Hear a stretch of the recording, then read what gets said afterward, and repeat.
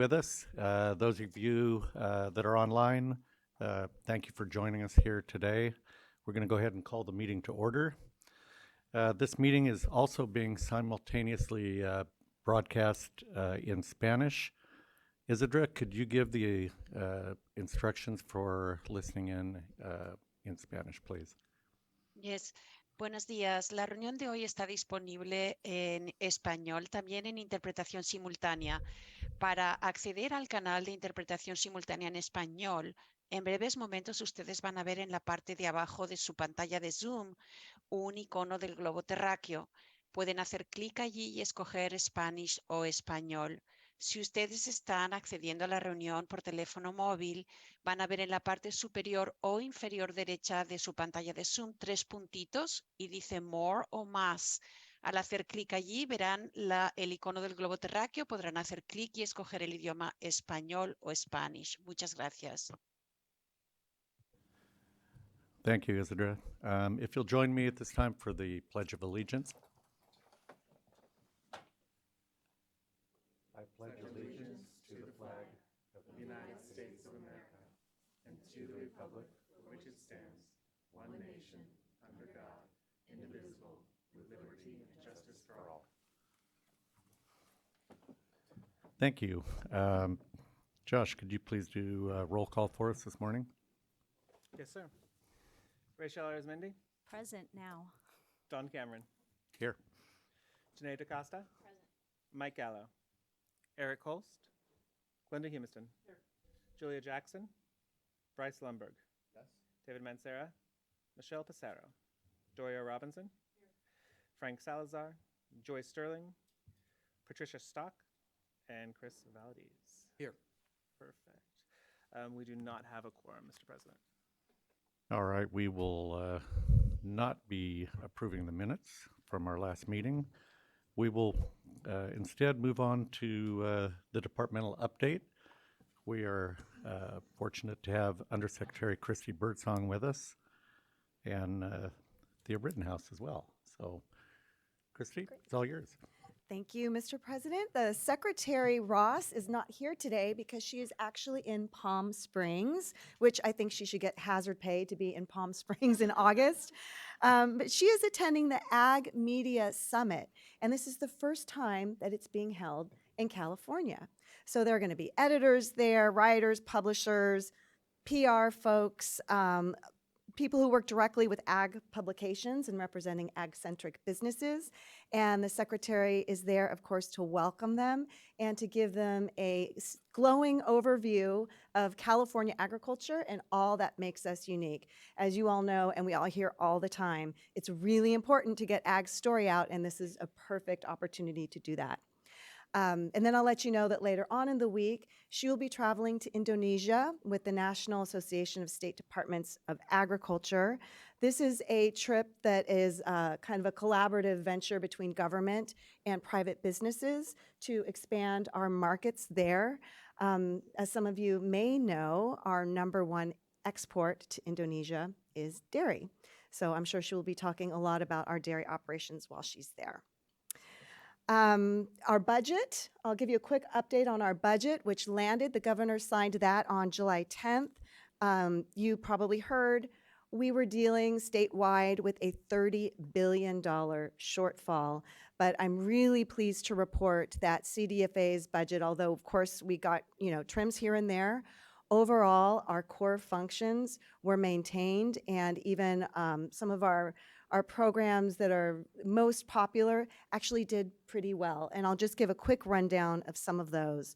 Healthy Soils program got $50 million. Our CUSP program, this is California Underserved Producers Program, received $5 million for flood and drought relief. As you'll recall, that program was very helpful during COVID, was very helpful when we were getting through the drought, and now there are flood impacts that program's going to be tapped for. Our Organic Transition Pilot Program received $5 million. We have $15 million for farm to community food hubs, $10 million for healthy refrigeration grants, $6 million for our Urban Ag Grant Program, and $5 million for the Beginning Farmer and Farm Worker Training Program that we are here to talk about today. In terms of the grants that are open right now, we are going to open solicitation for our specialty crop block grant program, as well as our urban ag grant program this month. We have solicitations that will be closing this month as well. Our biologically integrated farming services program, that's the BIF's Biologically Integrated Farming Systems program, our alternative manure management program, dairy digester research and development, Dairy Plus, Healthy Soils, are all closing this month. We have the Organic Transition Pilot Program, and that will be closed in September. So that's what's going on with all of our incentive programs that are active right now. Also, letting you know, I know I've talked about the Sustainable Pest Management Roadmap before. We are still kind of in rollout phase with that in terms of getting out into the countryside, talking to folks, talking to stakeholders, educating about what it is and what it isn't. We recently concluded we had 3 visits with our ag commissioners. There was Fresno, Stanislaus, and Santa Barbara. Our ag commissioners out there held these kind of hearings or kind of listening sessions where DPR, CDFA went, presented the roadmap, but an abbreviated version because this was supposed to be an opportunity for more discussion and question and answer. So I will report that they were all very well attended. A lot of our producers had some really excellent questions and concerns, and having DPR there really helped to address them, hopefully. But we always say maintain engagement, stay up to date, and we will also be continuing the outreach probably through the end of the year. Extreme heat. You all may have noticed that it's heated up quite a bit. Actually, quietly, it's been nice the last few days, but we've had a few extreme heat warnings over the past month or so.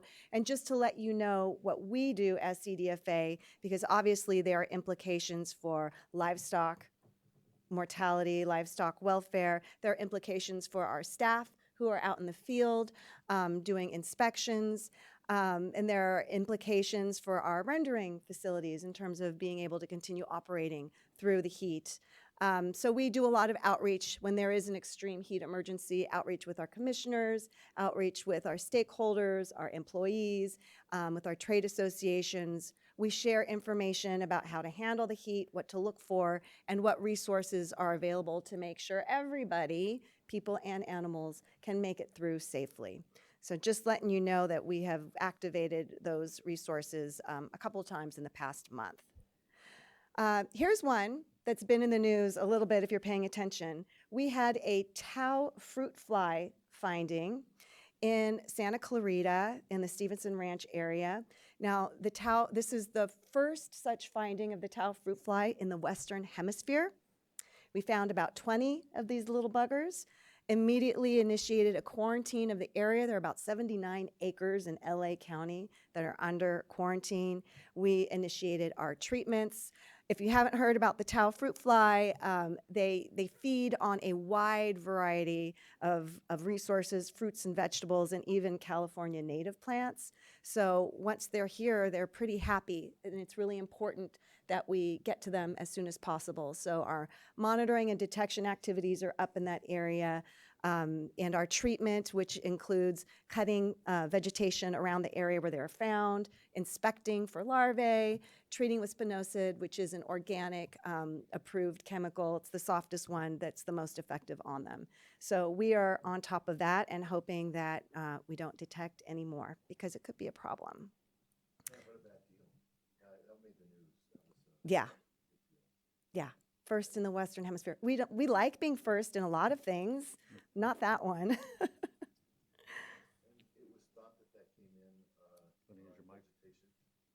was thought that came in on vegetation or fruit that was brought in kind of through without going through quarantine. Yeah, my understanding is they think that it was a traveler who brought in some fruit from abroad, totally unsuspecting.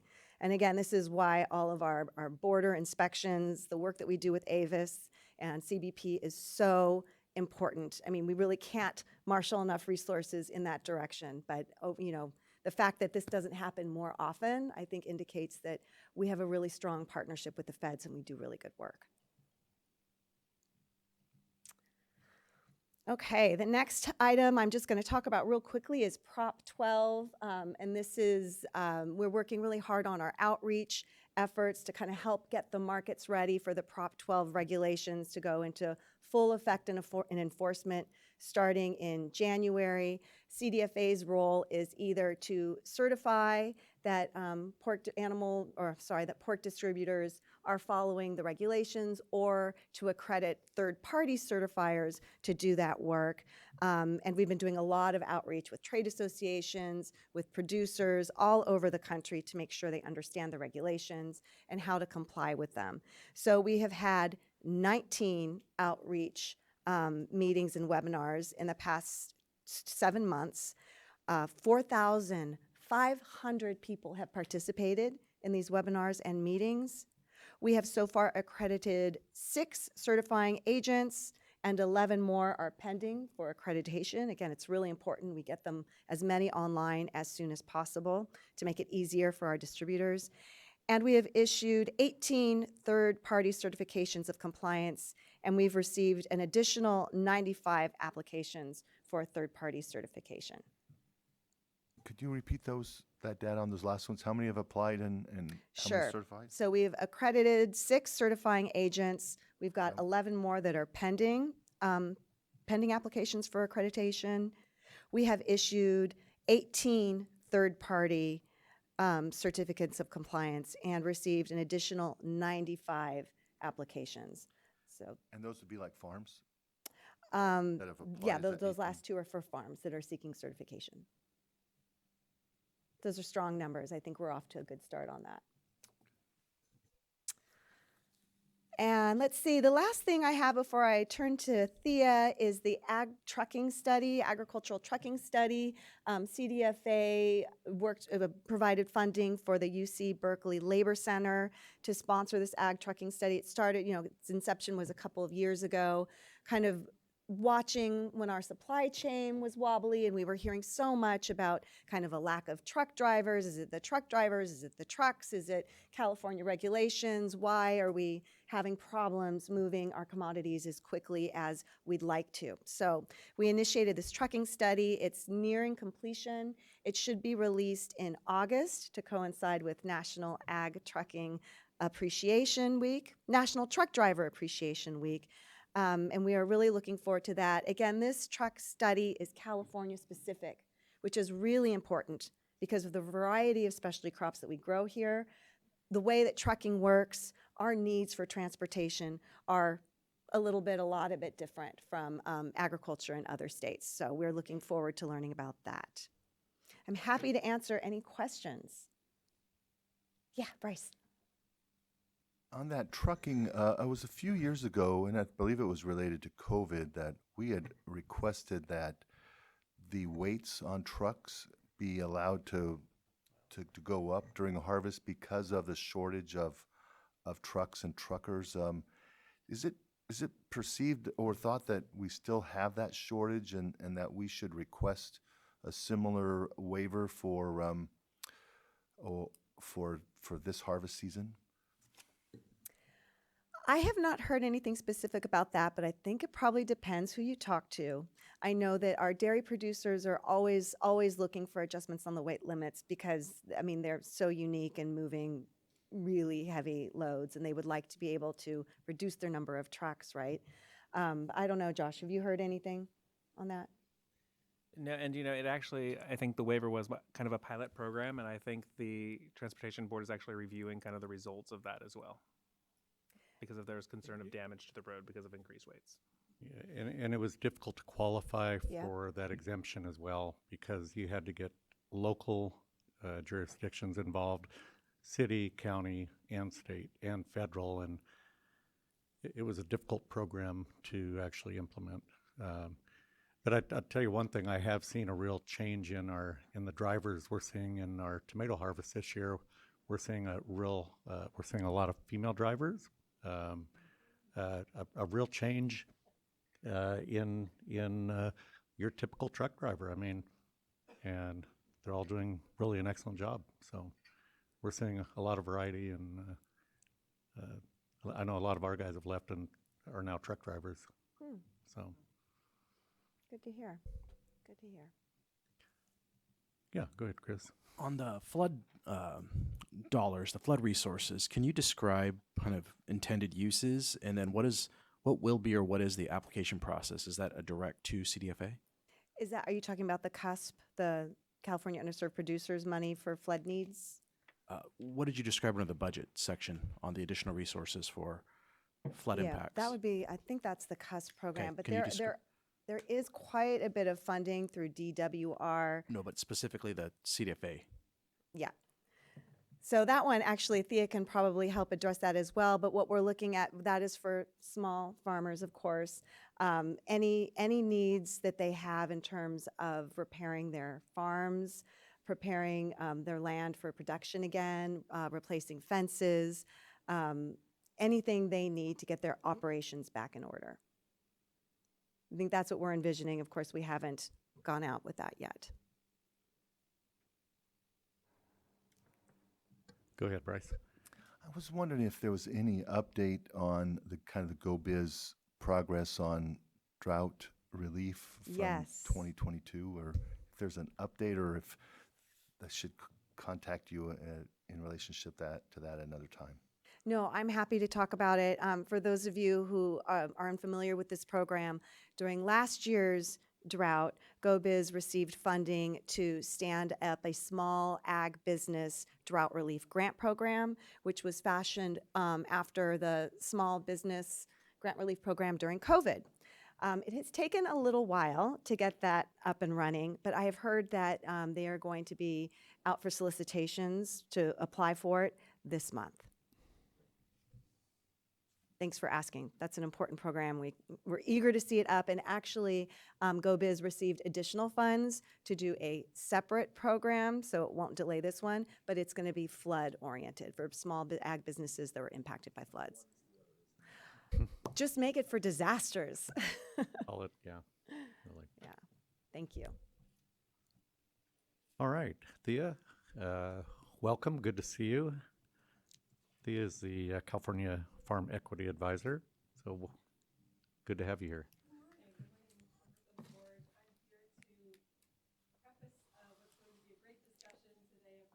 With the focus on small scale and underserved producers with a really exciting announcement. So I'm here this morning to announce that we've made our final selection for both the BIPOC Producer Advisory Committee and the Small Scale Producer Advisory Committees. A little bit of background.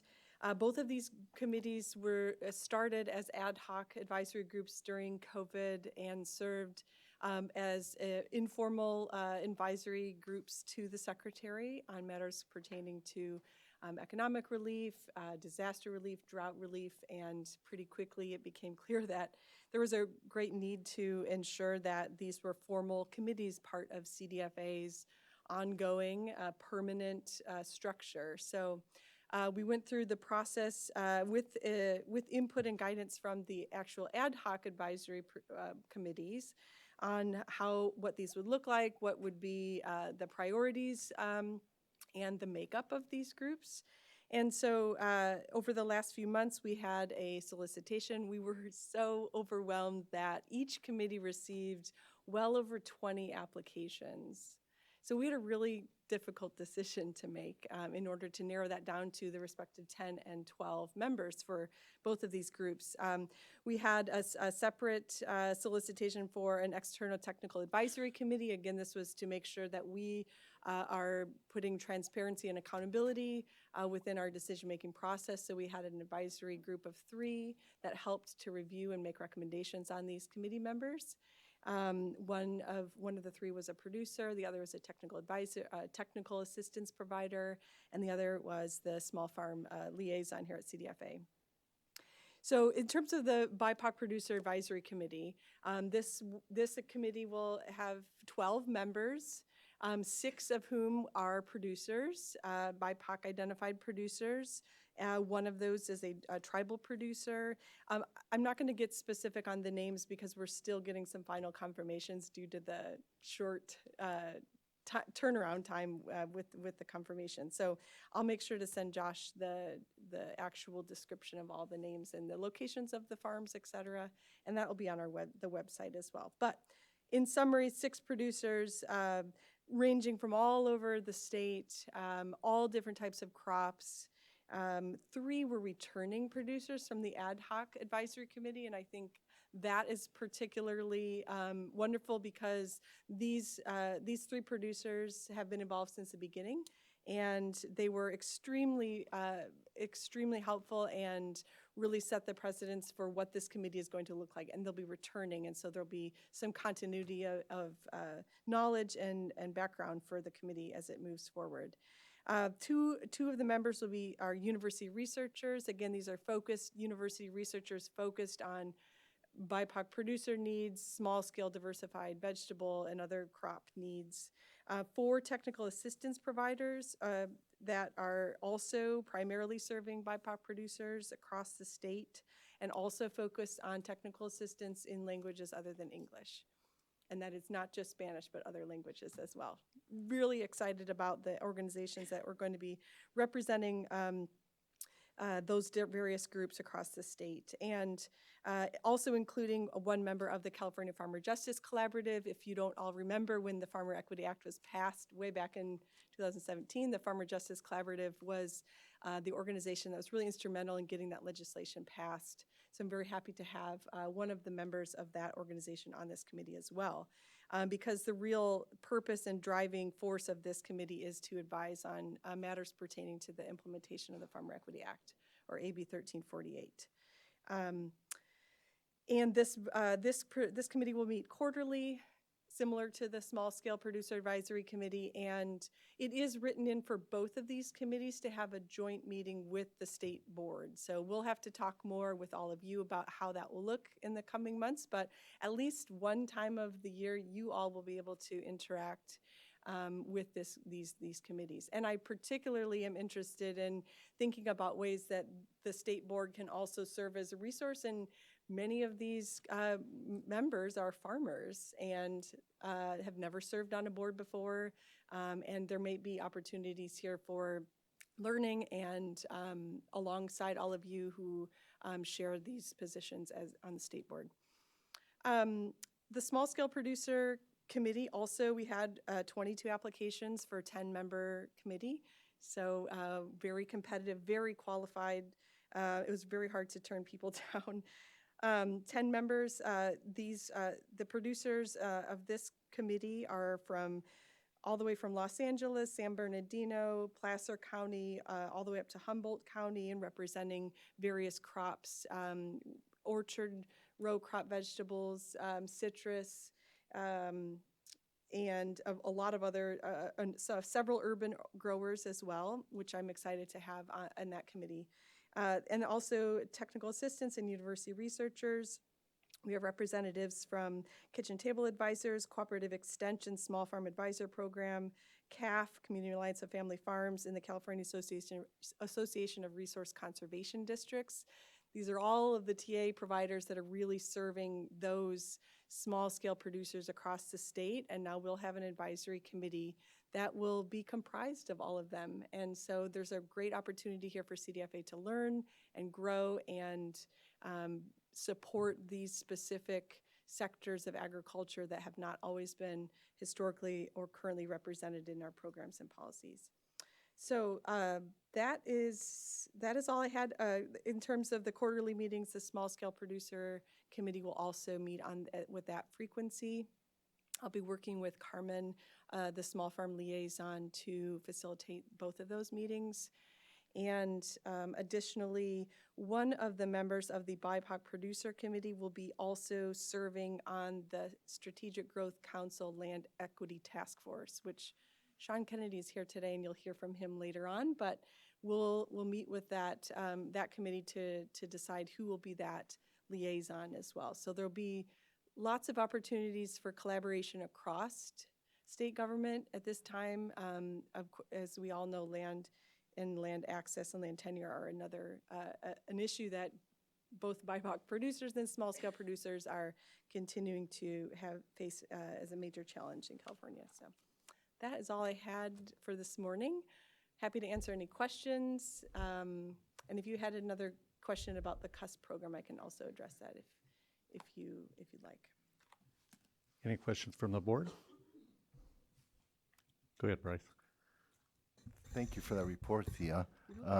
The BIPOC is 6 farmers, and one, and in addition, 1 tribal, 7 farmers, or inclusive One of of the the. six. One of the 6 is also a tribal producer. Very yes. good. And on the small scale, I'm thinking all 10 members are farmers. No, there's actually 7 farmers on that Okay. committee. And some, as with many small-scale producers, wear different hats. So they're also members of technical assistance organizations as well. So Okay, so the non-farmers are members of those technical assistance groups that you had that's referenced? correct. Technical assistance and nonprofit organizations. Okay, thanks. And 1 university researcher. UC or CSU? Okay, it doesn't matter. I know, you see. Any other questions? Any other questions? Just a comment. I mean, I know we've been talking about this for a while, so it's great to see it come to fruition. And I know you don't have a final advisory or committee yet, but just want to applause and say thank you for the follow through on it. And please, I mean, I know all of us are willing to be resources, and we'll look forward to that meeting with the joint meeting. Great. When that comes about. Thanks, Raquel. Look forward to collaborating with you on that. You know, one final note that I'll make is that we, at this time, we're not able to provide stipends beyond the regular per diem. And that was something that we really advocated and tried to make happen. So we're continuing to work on that. At this time, the members are able to receive their per diem to be on the board. But it is a challenge as a small business owner if you don't have employees to represent you or pay for your time away from your business. And so we're trying to be mindful of that and also continue to work. I continue to work across other agencies such as the Strategic Growth Council and others who are standing up similar advisory committees, and just knowing that this is still an issue that warrants further discussion. Go ahead. So I appreciated the UC-CSU comment, but it did remind me that frankly, this is a great example of exactly why one of the Ag Vision recommendations is that UC-CSU and the community colleges find where we can have more leveraging, synergies, collaboration. This is exactly the kind of arena where that's going to become critically important because you need all 3 levels. So we have been having a lot of meetings with the various institutions, and we are moving forward on that, so yay. Thanks, Glenda. Go ahead, Kristen. Yeah, I just have a quick question for you. I know we had so many highly qualified people applying and not enough slots. Are there still roles that they will be able to play? Can we kind of tap into their expertise in other ways? Most definitely, and this is something I talked at length with Secretary Ross about, and also similar to with the Land Equity Task Force that was recently formed. There was a similar situation, a lot of demand, a lot of people with technical expertise. We've certainly indicated to those who weren't selected that we would like to keep in touch and reach out when there are opportunities to involve them in discussions that might pertain to their area of expertise. So yes, definitely. All right. Thea, always a pleasure to have you here, and good to see all the real good work you're doing in the community. So thank you. Thanks. Well, Doria, do you think you could introduce the group you brought in to our meeting today? It's excellent to see such a good group of young people that are interested in farming here with us today. Yeah, absolutely. So I am just so excited to have a group of aspiring farmers, aspiring urban agricultural practitioners, and actual urban agricultural practitioners who grow food for hundreds of families in Richmond, where I'm from every day. Here in the audience, they've come to hear about the programs that CDFA offers and kind of do something that folks from urban areas don't normally do, and that is kind of dive in and get a view into statewide agriculture. I think that, this program, it's called the Rudy Lozito Fellowship Program, and it's especially designed for urban kids who don't grow up in a farming community but think they would like to learn how and possibly get involved. It's named after one of our Urban Tilth staff members, Rudy Lozito, who was just such an urban kid, completely grew up in Richmond his whole life, was not so into school, but his mind just clicked when it came to agriculture and soil science, and he just absorbed all of this information and was super passionate about growing and ran one of our farms before he passed away really early during the pandemic. He made a huge impact on us as an organization, and we named this program after him to create a pathway for urban youth who just don't have access to learning about the land and being stewards of the land and being farmers. So in the program, it's this year it's 7 weeks. It's going to be longer next year. It's just a kind of an intensive half working on the farms, half visiting our partner farmers throughout the state and learning about different practices, getting certifications in all different types of farming skills. And they're here today at the CFA. So if everyone could just stand up really quick and make sure they know who you are. We'll be hearing from folks later. And I just wanted to also just recognize the 4 people in the front here are actually Urban Till staff. Can you stay standing? UT Farm Collective. So these are members of our farm collective, and they actually run the farm, the urban farm at Urban Till. So they're also here to hear a wider perspective of agriculture and expand our understanding. So we're not just thinking about our small spaces, but also how we connect to a larger system. Thank you. Well, Doria, thank you for the introduction, and really great to have you guys with us today. I know last year we did the Farm Bill listening session at Urban Tilth, got to tour the area, and impressive to see what's being done, so thank you. All right, we're going to move on to our next presentation, Federal Resources for Beginning Farmers and Ranchers. We have with us today Victor Hernandez, USDA Natural Resources Conservation Service. Victor served as California's Beginning Farmer and Rancher Coordinator with the USDA's Natural Resource Conservation Service. In his role, Victor supports outreach and community engagement efforts throughout California. Victor, welcome. Good to have you here today. Thank you, Mr. President of the Board, and thank you to the Board for the invitation. On behalf of the U.S. Department of Agriculture and the Farm Production Conservation Service Agency, which is the mother agency to the 4 forward-facing service agencies that are here to provide service to beginning farmers and ranchers, which include the Natural Resource Conservation Service, the Farm Service Agency, Risk Management Agency, and we like to say plus rural development. It's my pleasure to be here and present to you some of the resources that are available. The USDA Beginning Farmer Rancher Initiative is a departmental initiative. Every state in the country hosts a Beginning Farmer Rancher Coordinator. This program is being led by Ms. Sarah Campbell at the national office. We have our regional representative, which is Mr. Rick Lopez. That's my direct contact for the Southwest region. He services the 11 western states to include Puerto Rico and the Caribbean and the Virgin Islands.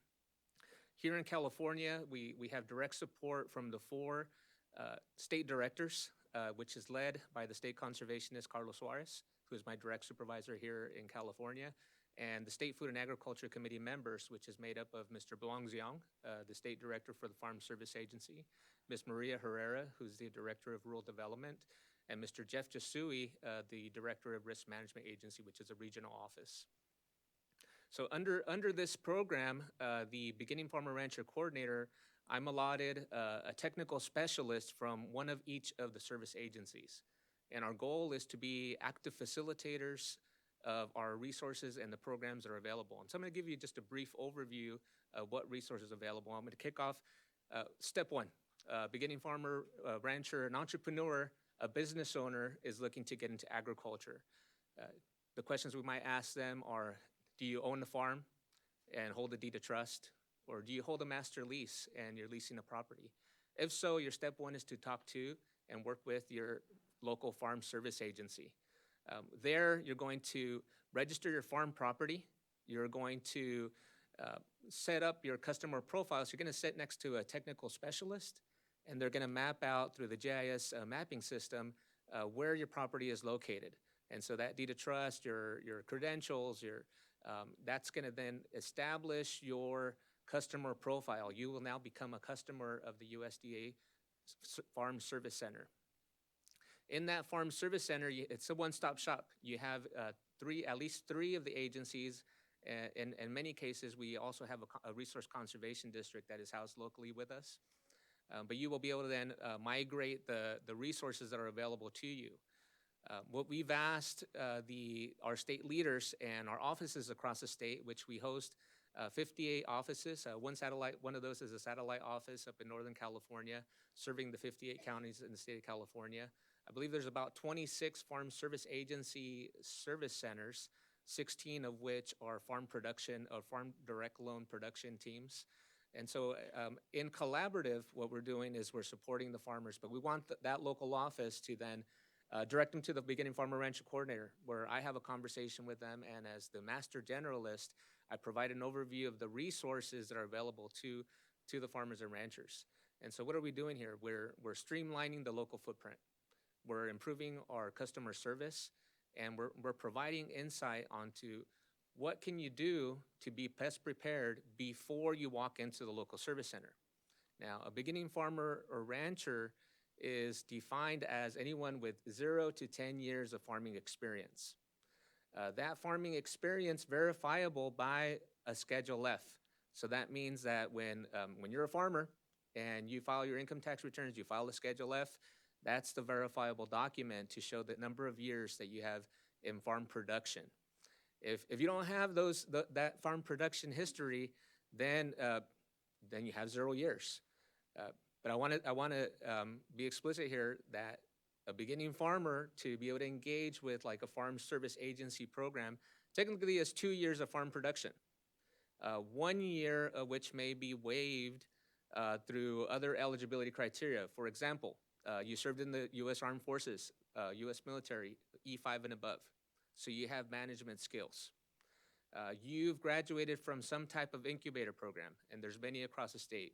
I just mentioned veterans, so Archie's Institute for Sustainable Agriculture in Southern California, Alba Farms on the Central Coast, Center for Land-Based Learning up here in Woodland.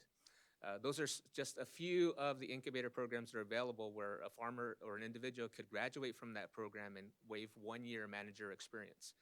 Or they have a higher level degree. So you went to college, you have an ag business degree, an ag production degree. That can also be used as 1 year to substitute. And the key there is that you have at least 1 year of practical implementation practice where the service agency can be most aware or most certain that in fact you will be able to carry out a farm operation. Essentially, when you qualify for that 1 year experience, you will now gain access to $400,000 to begin your farm business.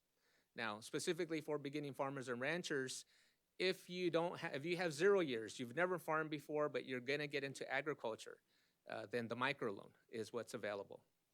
The microloan allots $50,000 and allows a farmer to begin either as an annual operating loan, which means it's gonna go from the day you break ground to the first harvest. That's encompassing the total expenses. If your need is greater than $50,000, then you must be able to show that you have some working capital available. Otherwise, you're looking at starting a small-scale operation. The Farm Service Agency on the farm loan side is a developmental program. The intent is that when you qualify for the program, you will be eligible for 10 years of loan service, which means technically you can get 10 years of loans or 10 loans throughout those 10 years. However, if you become efficient in documenting and applying before the last harvest, you could work in 20 loans a year, which is, I think, is amazing to be able to get 20 loans out of this program, developmental program. Now, many times we would advise, and formerly I was a farm loan officer, and we'd say don't use the 10 years consecutively, right? Because allot yourself the opportunity to grow and go on to a commercial lender, which we call graduating to a commercial lender. We then work with commercial lenders to guarantee their loans, which is an amazing opportunity. That's economic impact, right? We're now allotting funds out into the community, and we're allowing businesses to grow and succeed.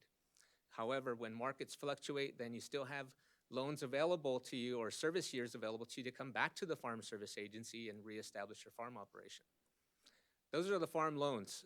Now, once you have established your farm business and your customer profile, you will then want to, as soon as you start producing, provide your annual production to the Farm Service Agency at your local service center. What that does is that begins to establish a baseline production for your farm operation, right? So you want to establish a baseline production for your farm operation in case of a natural disaster, right? So on the program side of the Farm Service Agency, these are weather-related, catastrophic weather-related insurance programs. And so what that means is if we ever have extreme high temperatures, extreme low temperatures, the ongoing drought, extreme high winds, and you suffer a loss, then it will not be 100% loss for you, right? An incident could be announced through either the President of the United States, the Secretary of Agriculture, or the Governor of the State of California. So when a natural disaster declaration is made, this enacts all of the programs that are available to you as a farmer or rancher. And so in order for you to be able to capitalize on these programs and not have a complete loss, you must establish your baseline production. Now, if you have not been providing your historical documents to the agency, that's okay. I mean, you will still, your file will still be processed. However, it's going to take a little bit longer, right? So talking about time and efficiencies, it's just going to take the agency a little bit longer to determine what your actual loss was. So that's the Farm Service Agency. Now, as you begin to grow your business, you're going to begin to think about improving your bottom line. So how do I begin to streamline my expenses? And so you'll begin to look at your natural resources. And that brings in the Natural Resource Conservation Service, also known as the NRCS. And the program we administer here is the Environmental Quality Incentive Program, EQIP, EQIP. So that's the Environmental Quality Incentive Program. Under this program, there are over 150 conservation practices. If you have a farm, you are going to begin to think about, well, what improvements can I make? And so as you begin to make these capital improvements, you're going to want to talk to the Natural Resource Conservation Service because you're going to rate under a conservation contract. You're going to be reimbursed for some of those capital improvements that qualify as conservation practices. For example, you may want many orchards may be going from flood irrigation, which we've seen many go transition now to micro sprinklers or a hard set sprinkler set, or drip irrigation, so to create more efficiency. So that might require that you now need to install a flow meter to your well pump for your flow distribution, and you're going to now change into either the hard set micro sprinkler or to the drip irrigation. You may decide to go a little bit further and implement moisture sensors, right? And there's three levels of moisture sensors. The ones you can walk up to and connect directly to the moisture sensor and have a reading, which means you have to walk, you continue to walk the field every day. Or you could go on your tablet and manage it from the sofa, right? Or from your office or from your trip that you now can take because you don't have to be at the farm monitoring your irrigation system. All of these practices are covered under the Environmental Quality Incentive Program. They're under an irrigation water management plan. But you can also look at removing an orchard, whether it's a vineyard or a walnut orchard, an almond orchard, and you're gonna do a whole recycling system. So pulling out those trees and then chipping them up and reintegrating it into the soil. You can get reimbursed for those types of activities. Right, and I've seen so many farmers pull those trees out and absorb 100% of the expense.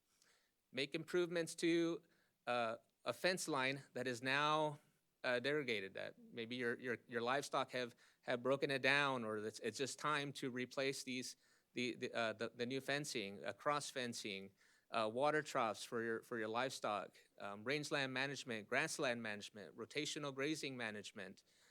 Pollinator habitats, owl houses for rodent control. All of these different practices, you might have thought, well, I mean, I can buy a 50-pound bag of seed. Well, you can get reimbursed for that partially, right? Now, I cannot tell you exactly what that percentage of rate of return will be. It does require you to walk into the local office and begin the process. So what do you want to do? You want to invite the district conservationist or that soil health conservationist to come out to your property and walk the property with you.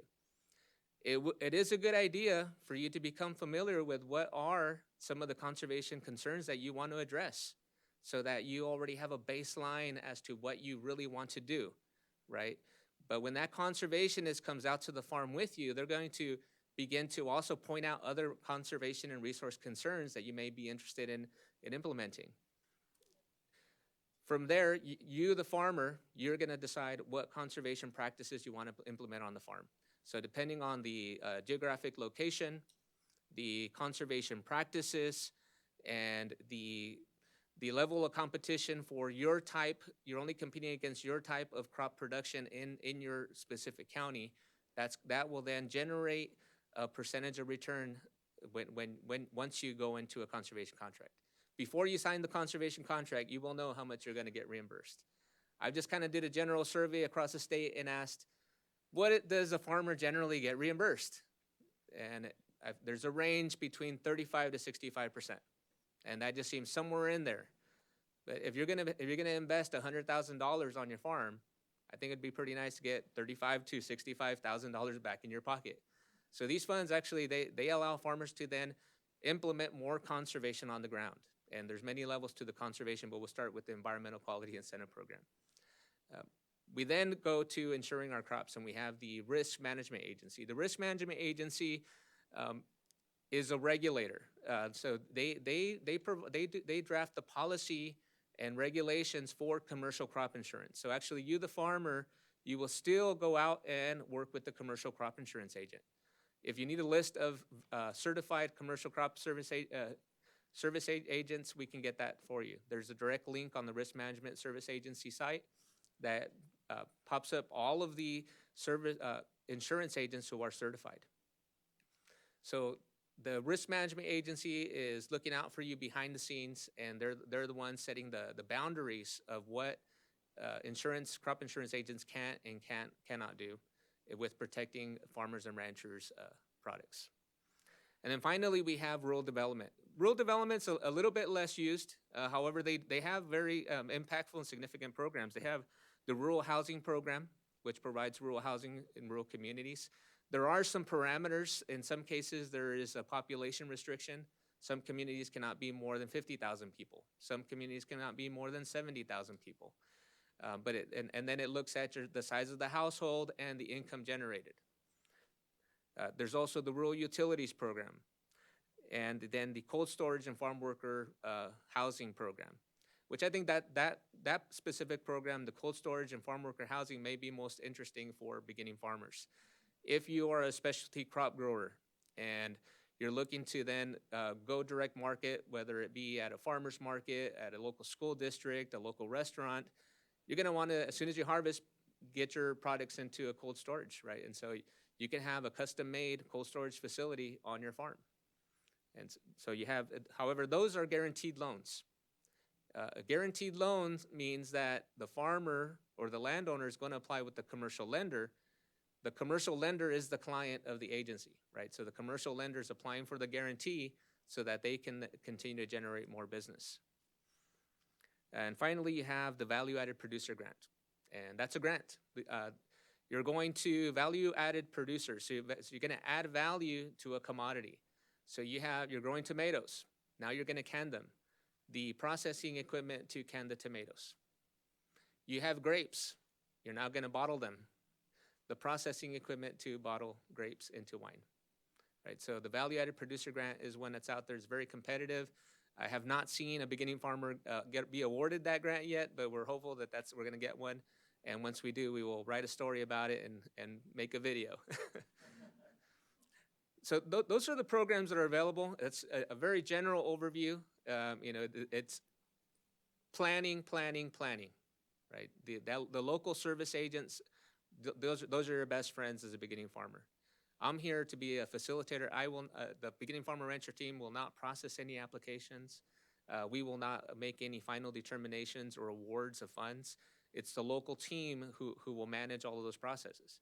If you're going to apply for a loan, plan on 3 to 4 months. 3 to 4 months to process your loan application. If you're going to apply for the Environmental Quality Incentive Program, plan on 4 to 6 months. So plan, plan, plan. It's never too late to plan.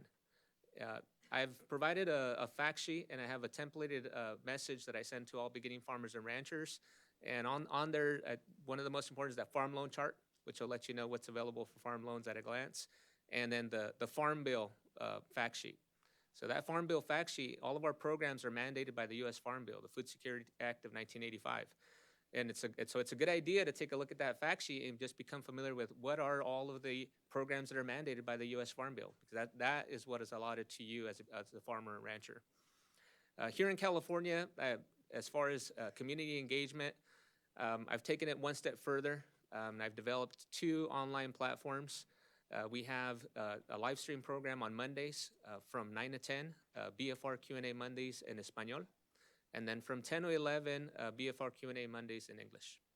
And so this is just out of a good problem. We have over 1,200 beginning farmers and ranchers, entrepreneurs that have engaged with the program. And we just I needed to find a space where I could communicate with as many people and answer the same question on one call. And so this is the space where farmers and ranchers, entrepreneurs, business owners can jump on and ask questions, and I have the Beginning Farmer Rancher team will be available to answer those questions for you. And we also then on every 4th Wednesday of the month from 10 to 11:30, we have the Beginning Farmer Rancher series. And this just came about with saying, well, what are the biggest challenges that farmers and ranchers face today? And we often hear lack of access to capital and lack of access to land. And as I reflected on that, we thought, well, those sound like symptoms. And so what is the root cause of that? Well, the root cause is lack of business acumen. And so the lack of the knowledge or the language of business, whether it be business management, business marketing, business planning. And so what could we do to facilitate that? Well, if you have the business acumen, then you're going to be able to obtain the funds. You're going to prepare yourself to be able to obtain the funding that you need. And if you have the funds, then that solves the land issue. Now, will the land be where you want it to be? That's a different story, right? But what can we do to facilitate that? We can introduce beginning farmers and ranchers to business partners. We can introduce them to agricultural resource partners, and we can introduce them to educational resources. And so that's what we're doing. We're introducing the network of partners across the state, which include many of the people that are here today and on the board. And just introducing farmers and ranchers and saying, these are the people that you need to talk to get yourself prepared to either to draft your business plan, begin to identify your market before you go to the local office so that you have a more streamlined experience. So if you walk in with the business plan, that 3 to 4 month process maybe is going to be 1 to 2 months. If you are working with your resource conservation district or with your extension people to draft your conservation plan before you walk into the local office, then your process may only be 2 to 3 months and not the 3 to 6 months. So just working together to be more efficient and saying we're not competing against each other. Our services complement one another, and we can all look in the same direction to achieve the common goal. So that's what I have for you today. Thank you. Victor, I really appreciate all the information you brought here today and really the wealth of not only the information but the opportunities for young farmers and ranchers that exist within the federal side of USDA. So really good to have you here, and I encourage any new farmer and rancher to contact your office because I guess some of the biggest downfalls are not being prepared to enter into the business side of farming, I believe. But we'll open it up. Any questions? Absolutely. Go ahead, Chris. Thank you, Victor. Very robust presentation. Highly impressed. One thing I did not hear you describe, and that is maybe where limitations likely exist because of income or gross income, as an example. And so, as you were describing the support for beginning or small farmers within the context of natural disasters, I can think of some examples of maybe a small or a beginning farmer, less than 10 years, leases X amount of acreage, grows a high very labor intensive, high costly, high value commodity. And so they could have been excluded because of gross income limitations, thus, limited outlets for perhaps direct relief or any farm damages due to flooding or whatever the natural disaster may be. So where that may apply, I'm curious as to whether throughout the aggressive surveying that has and likely continues to take place through FSA, or is FSA maybe on the aggregate or for California specific going to be able to identify, what were what was that makeup of those farmers who couldn't qualify because perhaps they couldn't hit the gross income limitation. They may have been just over those gross income limitations, but they could have been a beginning farmer. They could be in a region where they are growing a high value crop. And so those gross numbers kind of ratchet up pretty quickly, but that's not reflective of what their net reality is. Could you kind of describe your thoughts on that? Thank you, Mr. Valadez, and very, very true. After the 2008 Farm Bill coming into 2012, the Farm Bill included an AGI cap, right? 900,000 farm and non-farm income, which really I believe supports my position and across the country now that we have outreach coordinators doing the work that we do, because we were finally put the pressure in policy to get out of the office and work with the smaller scale farm producer, which is the farmer rancher that the program is most custom tailored to. However, the program is available to all farmers and ranchers. Our highest product and rarely mentioned service is conservation technical assistance. The larger bulk of our work is conservation technical assistance, and all farmers and ranchers are eligible to engage with the service agencies and obtain that service, right? Whether you're working through, you're gonna install that flow meter now, and you're just not quite seeing how it should be adapted, right? There might be an engineer in the office that you can come in and talk to, and that's a service that's available to you. However, for those farmers and ranchers that are coming up against the average gross income cap, there's a waiver. And so that allows for those farmers and ranchers to be able to continue to engage in that program. So that waiver is going to be on a case-by-case basis. When you walk into the local office and you're working with that team, again, networking, right? Networking, build those relationships, build that trust, begin and gain influence, right? So that you can obtain the goal that you are seeking. With regards to the other programs like the Farm Service Agency, there is no average gross income cap with regard to that. However, the limitation on the farm loans is going to be, well, the amount of funds that are available, right? The microloan is $50,000. The direct loan program is $400,000. The farm ownership loan program is $600,000. If your need is greater than that dollar amount, then unfortunately, that's the limitation. And now you're talking about scalability and maybe rethinking your business model.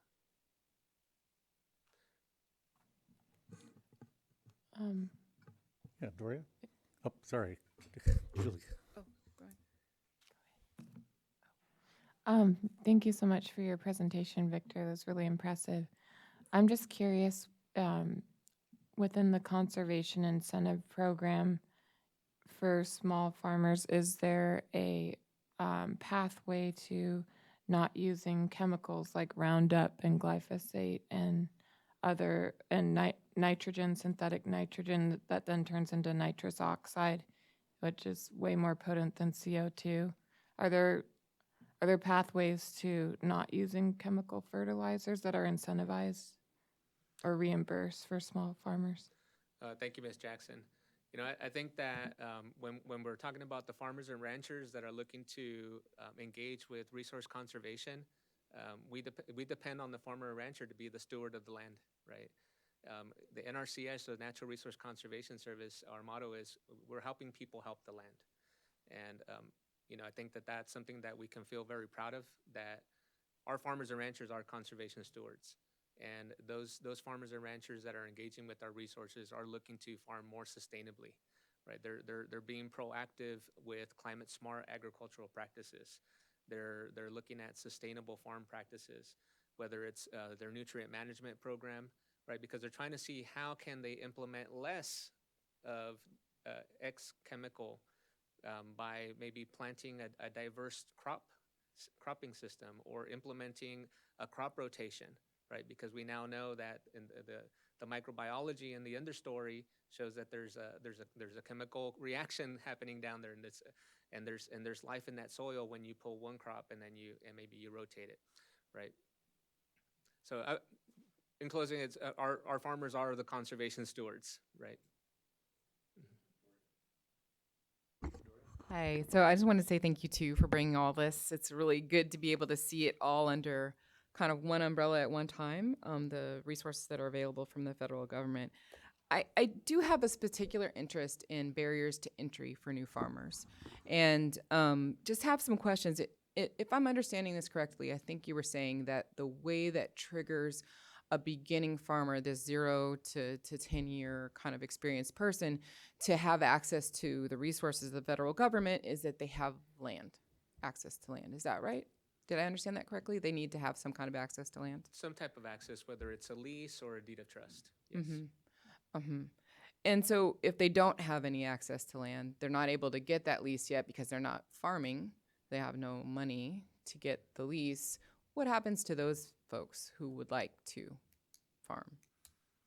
Well, I think that I mean that's outside the scope of the USDA service agencies, unfortunately. But I think that a lot of the work that I've been doing with building the collaboratives and with the partners around the state is just becoming more aware of what other resources are available. And so that's, I cannot recommend as a service agent, go to this specific organization, but I can have a list of partner organizations that are out there and say, well, here's a list of partners that may have some resource for you.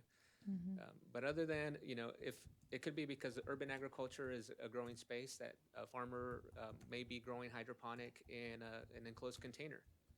But that container must be on a property, right? And so just being able to show the required document is showing an APN number to be able to then map out that geographic location to assign a track number, and so that then populates the customer profile for that farmer or rancher. Yeah. So I also just of interest because I'm thinking about the experience requirement, the 2 years in order to be able to gain access to that certain level of resources.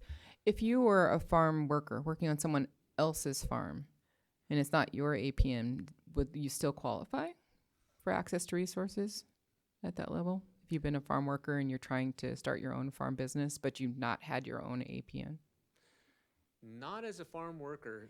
However, when we provide, like, say, for example, the Black Farmer Conference with urban farmers or the Latino Farmer Conference, we do invite end users, which many times are farm workers, right? Because it may be the ag production manager, it may be the irrigation manager for the property, where they will benefit from learning how to streamline the water resources or the nutrient management budget on their property. However, as far as an applicant for USDA service agencies, it must be the farm owner or the landowner or the master leaseholder. Yeah. So they can work 10, 20 years as a farm worker, having all that experience actually running the farm, but they don't get the benefit of that experience in terms of being considered for qualification. That may be used as an eligibility criteria, absolutely. And it may be that the owner of, so that's the partnership, right? As an employee working with that landowner, if I'm going to transition into a farm owner and I'm going to do a like type of operation that I've been working on, where could I use your production summaries, for example, to begin to get an idea how I may draft my business plan for my property? Right. But it still wouldn't allow them to have that 2 years needed to access that greater level of resources, right? Right. They would still need to get those 2 years. Yes. Right. And I can't talk for the loan officers because, under the direct loan program, a loan officer is the underwriter. And so that's why I say business acumen. That would show you, for example, you go to a commercial lender, and now I'm talking to my personal experience. A commercial lender, there's layers. You have the document collector, you have the credit analyst, you got the person who's going to do the credit presentation, you have the area manager who's going to then present it to the board, and the board is then going to, that's the underwriter, they're finally going to approve the loan. There's layers, right? So when you walk into a commercial bank and you're talking about how the crop has failed for the last couple of years, that information may not make it all the way to the underwriter. However, with the service agency that provides a direct loan program, everything you say can and will be used in the decision-making process, right? So it's about being prepared, being confident in your plan, because that service agent that's working with you, they are the paper collector, the credit analyst. They're gonna make the final decision. They are the underwriter. Yes, and so building that relationship and building that confidence that you know what you're talking about, and your business plan speaks for you. Maybe that pivot point, right? And all loan officers are different. Some are a little bit more risk averse. Some are willing to, be a little bit more lenient on certain things. But ultimately, that loan officer must feel confident that you're going to follow through with your business plan. Yeah, just a kind of closing statement. I feel like, as we face this really huge decline in American farmers, average age of the farmers growing, we have to really consider some of these barriers to entry, and maybe really consider where our priorities are in terms of getting new farmers into the field. I feel like there's some real barriers to entry that I was just kind of suggesting there that are important to address. Thank you, Ms. Robinson. Well, out of respect for our additional presenters today, we're going to need to cut it off right here, but we will go to public comment. So, Victor, hang tight. Thank you, Mr. President. Thank you. If you'd like to make public comment on this agenda item, please use your hand icon and I will unmute your line. Sorry, we didn't let you.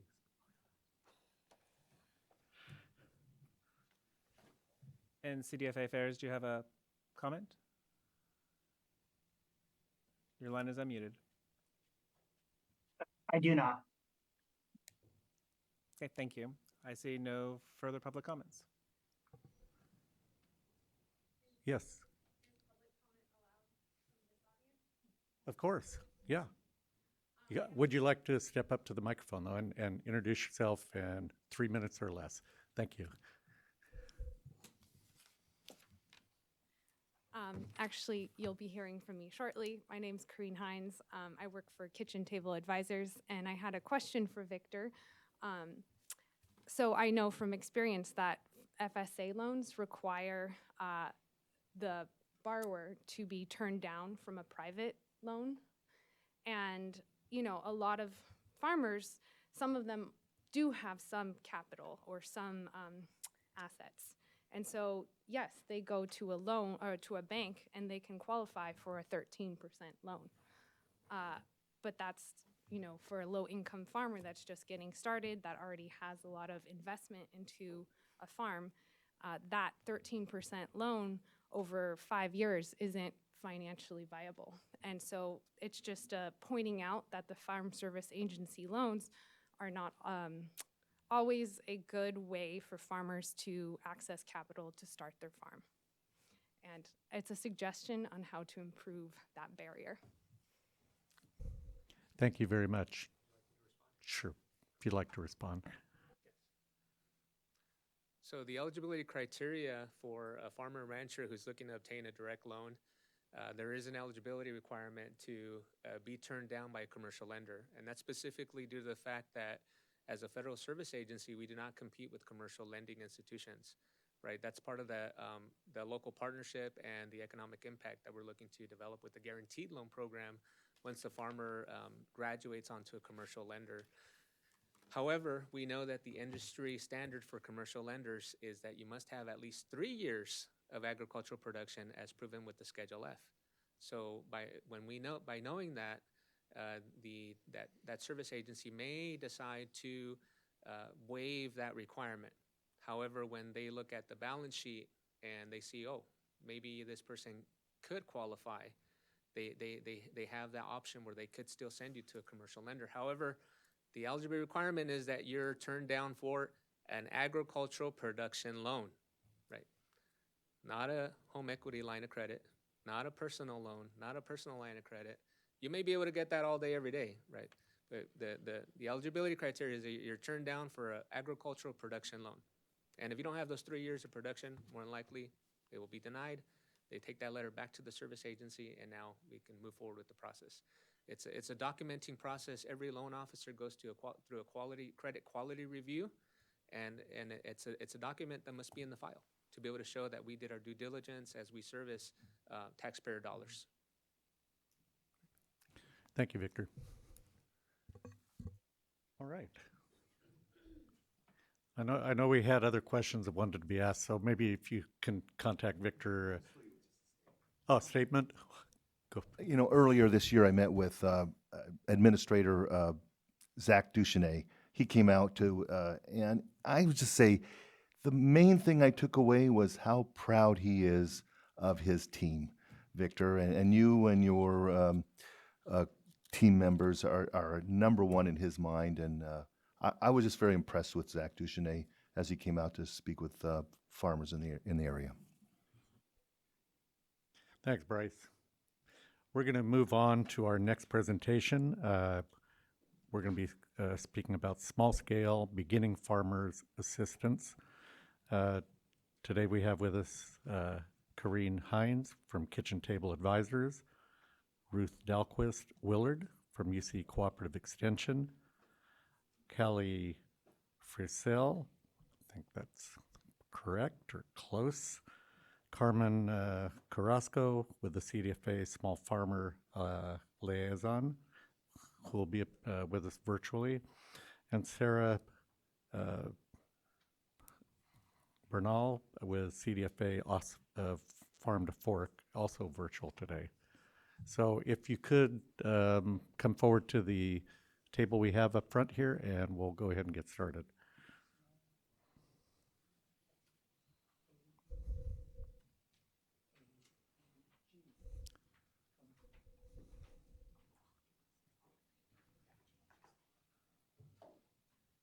So Corrine, I think you're up first, if I'm not mistaken. Welcome. Good to have all of you with us today.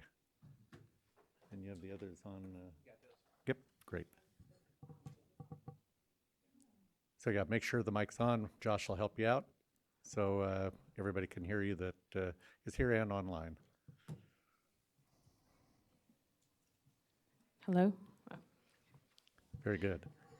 Hi, everyone. My name is Corrine Hines, and I work with Kitchen Table Advisors. And we are a nonprofit organization that supports the long-term economic viability of small, sustainable farmers and ranchers in 4 different regions of Northern California and the Central Coast. And yeah, we use our services to help these farmers and ranchers survive and thrive. Next slide, please. So what does this look like? KTA has been working for about 10 years, and over these 10 years, we've supported at least 172 farmers in different parts of Northern California and the Central Coast, as I said. I myself work in this region of Yolo County, Sacramento County, and Solano County. And we work with these farmers through 2 core programs. The first is offering personalized one-on-one business advising. And what does this look like? Well, we meet with, we have these clients that are farmers and ranchers, of course, and we meet with them every month over the course of at least 3 years. And after these 3 years, they're still within our fold in our network and always have our support. But it's over these 3 years where that we focus on these key learning areas that you see here. And some of these learning areas are, of course, very numbers specific and technical, such as financial planning, bookkeeping, accessing capital and land. But then other things are more the emotional support, learning how to balance farm and family needs, which is equally important for the financial success of a farm. So on a personal note, I want to share my story. I started a farm in 2016 with my husband.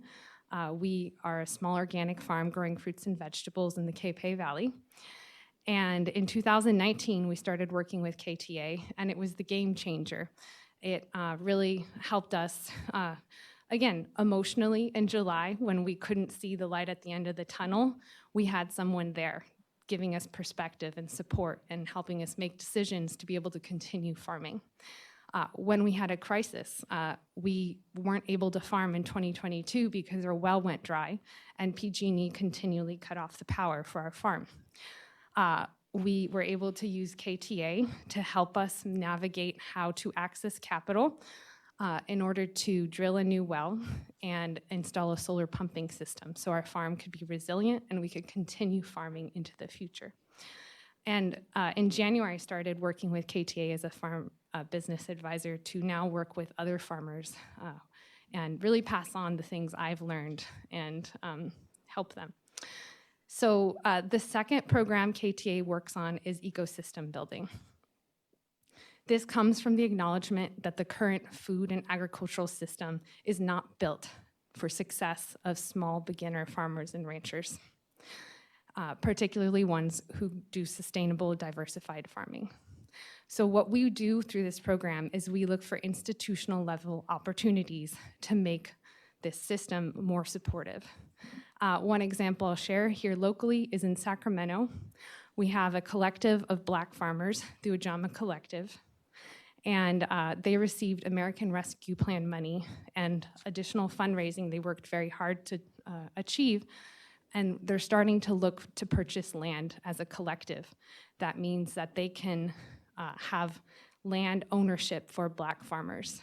And KTA, in addition to other organizations that are here, such as CAF, are there to support them in this ecosystem project. And we have this also happened in the Central Coast. We had a group of women immigrant farmers purchase land. We have market opportunities, such as food hubs being started that will purchase from small local farms. So these are our two main offerings. And next, please. So I want to share more about who we serve and why our work is needed. So we consider our clients to be big change makers. They are social justice advocates. They are farmers. They are on the forefront of battling climate change and reversing the effects of climate change. And remember, these people are growing food for the most part, and they need help. Of course, we prioritize historically disadvantaged farmers. And these are, of course, BIPOC farmers, women, low-income immigrant, and LGBTQ+ communities. So I want to share another specific example of one of these farmers I work with. She's a Hmong grower here in Sacramento County. She's amazing. She's so smart. She has so much knowledge of plants and medicine and agriculture, and she's so very resilient. But it's hard to be a farmer. It's hard to be an immigrant in this country. And recently, when the floods hit, she lost all of her crops. For the most part, she lost all of her greenhouses, and she lost all her income for the coming, season. So KTA, what we do when these things happen, and again, this happened to all our Central Coast growers, some more than others, but all of us together as KTA, we're there for our farmers. And the first thing we do is we tell our growers, so I told my grower, you're not alone, I'm here with you, I'm on the phone, I'm gonna do everything I can to help you figure out what is available for you.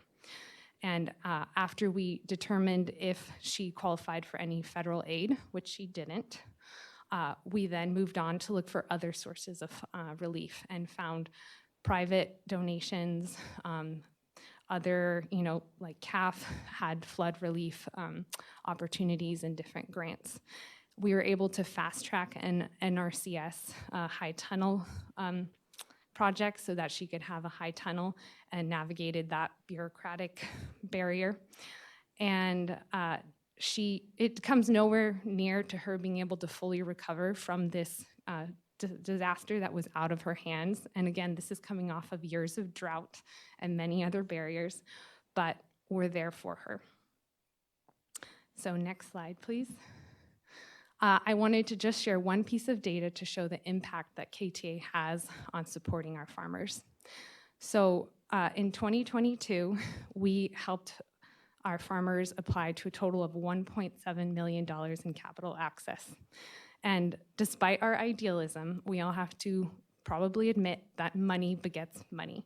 And these farmers need capital access to grow and succeed, especially when they're facing these unprecedented changes in climate, such as drought and flooding. So of that 1.5 or $1.7 million that we helped them apply for, 1.5 million was awarded. Now this comes in the form of business loans.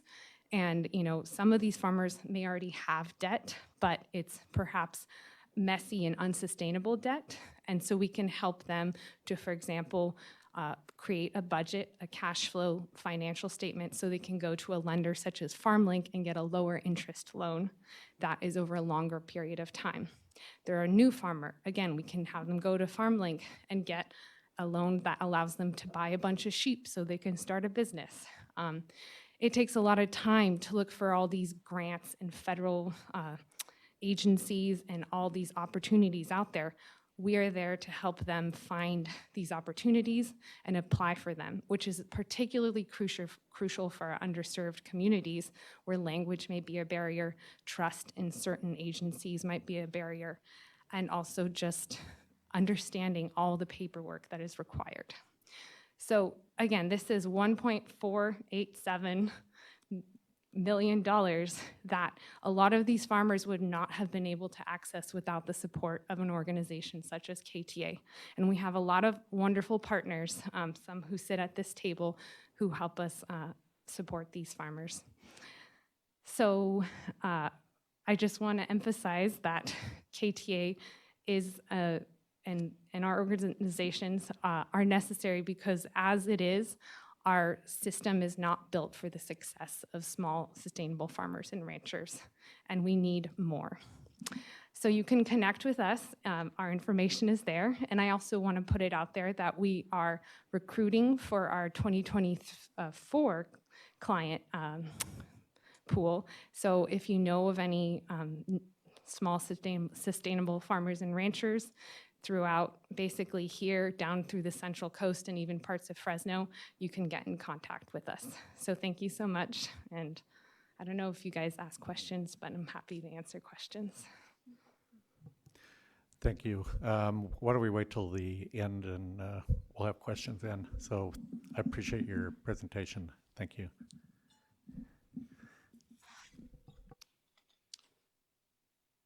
Ruth, you're up. Okay. Good to have you here. Thank you. I'll wait for my PowerPoint to load. No rush. What parts of Fresno? We're just extending. Excellent. We just hired someone to do Awesome. it so we can talk. Yeah. All right. Well, thank you, everyone. It's great to be here and get a chance to talk with you all, as well as partners. So I'm Ruth Dahlquist Willard. I'm actually transitioning right now my role in UC A&R. I've been a small farms advisor for 9 years and have also served as the PA of the Small Farms Network through the CUSP funding for CDFA, and now I'm going to be serving as the interim director of UC Syrup, which I'll talk about a little more going forward. So big transitions in all of our programs due to basically the large amounts of federal and state funding that have been coming out and the need to manage those for greater efficacy. So I'm going to talk about our extension services and technical assistance services for small farms and beginning farmers. And just to start off, this is something that has been brought up before in this space, and I know CDFA is interested in this ongoing conversation about how do we define a small farm. So I thought I'd just start off with a quick summary of what the Small Farms Network at UC A&R has been using. But basically, kind of as KTA described, the farmers that fall through the cracks of other support systems. And so small acreage crops without support from large commodity boards, farmers that are doing direct marketing or niche marketing or other kinds of alternate marketing strategies rather than competing on the basis of high volume and low price on a wholesale market. Crops that are more traditional or culturally relevant to particular communities of California that again might not get the large commodity board support, and then particularly a focus historically on socially disadvantaged or historically underserved farmers with a lot of bilingual support in different languages and targeted assistance to those communities. And those include immigrant and refugee farmers. Some of those are also beginning farmers. And so just to give you a sense of our scope of who we support in different counties across the state. Next slide.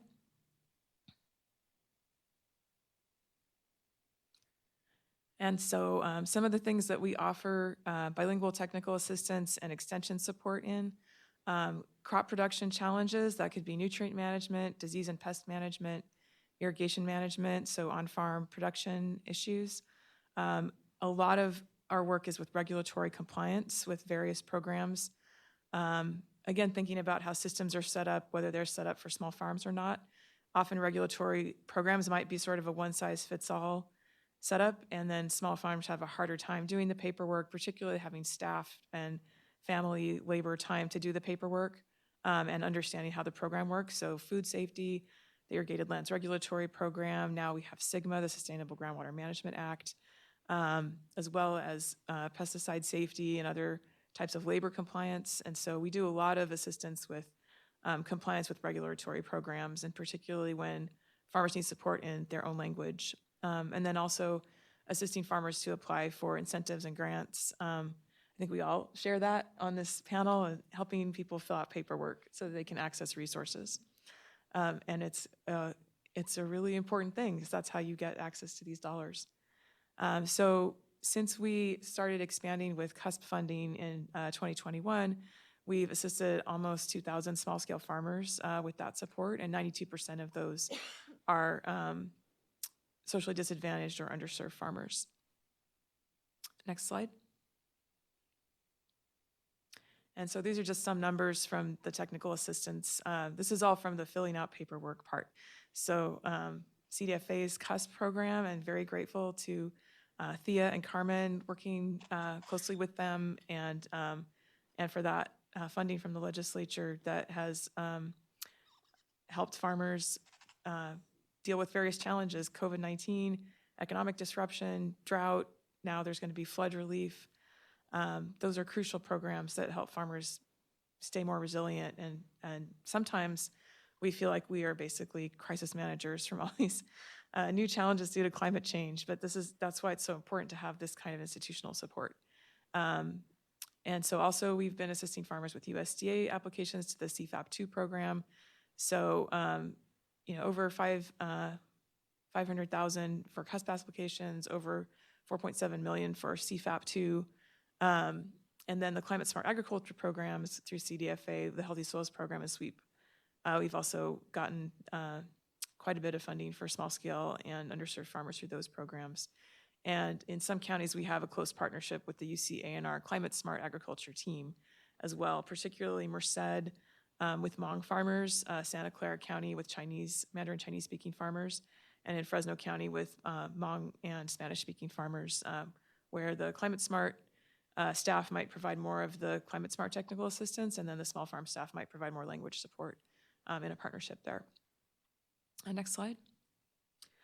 And another feature of our work is research support for the crops that don't get as much attention statewide. California has, everybody hears the statistic, over 400 types of crops. And so these are the minor crops that might not be the biggest, in the top 10 biggest grossing crops in the state, but are very important to certain communities, and also might present new marketing opportunities. And so up there is Ramiro Lobo, the Small Farms Advisor in San Diego County, and he has done a lot of work with dragon fruit, or pitaya, selecting new varieties for growers to try as a drought-tolerant, niche-marketed crop. Although I don't know if it's niche anymore. I see it in major grocery stores now. And then down below we have moringa and lemongrass, also crops like garlic, chives, bok choy, that Small Farms Advisors are doing research on the water and nitrogen requirements, and some of that's funded by FREP through CDFA, just trying to better understand how much water they really need, and then how much nitrogen fertilizer they need. And that also relates to regulatory compliance, such as the Irrigated Lands Regulatory Program, where growers have to report their nitrogen fertilizer use. And eventually we'll have to calculate how much nitrogen is removed at harvest. So we can't know that if we don't know that information based on research for these crops. And then another project is Asian yard long bean, or long bean. That's a basically, if you haven't seen it, it's like a green bean type of crop that's almost 2 or 3 feet long. It's used in Thai food, curries, stir fries, soups, and it's popular in a lot of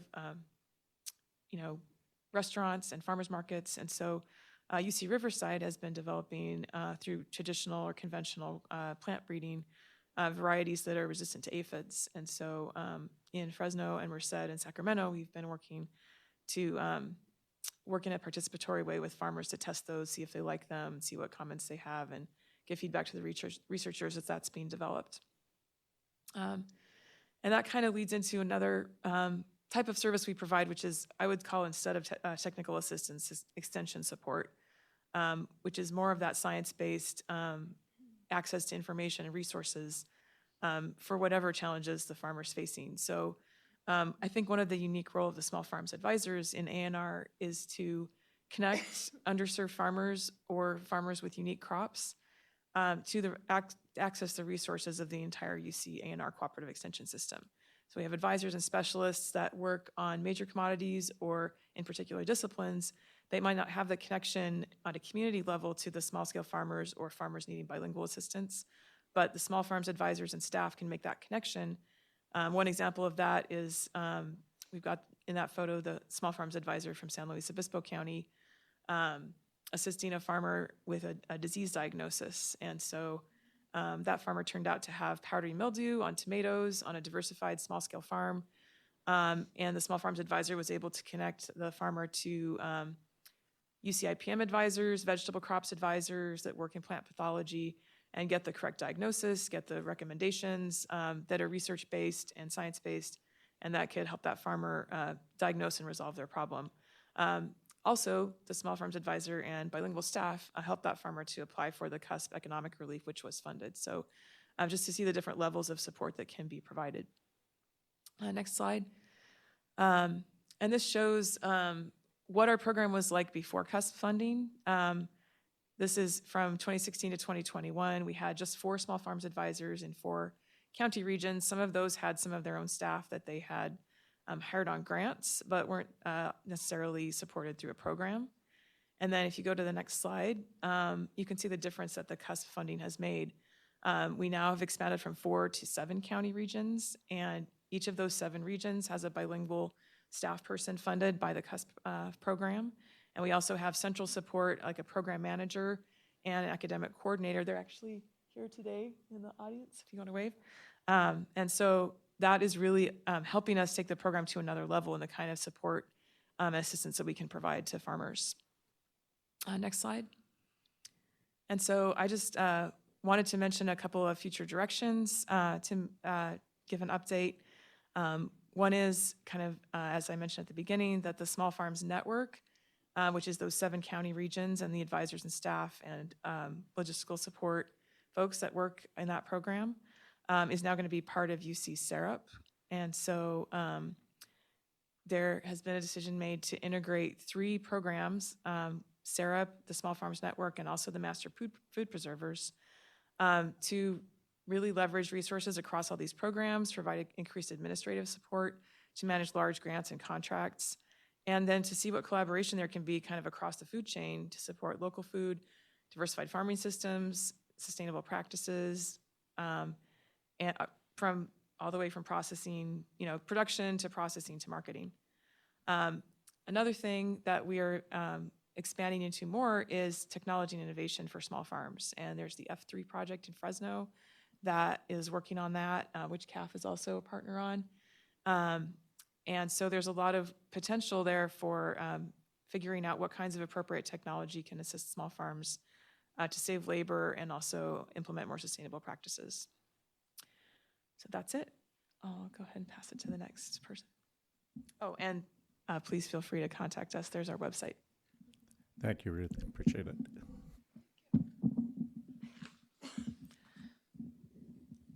All right. Good morning, everyone. Oh.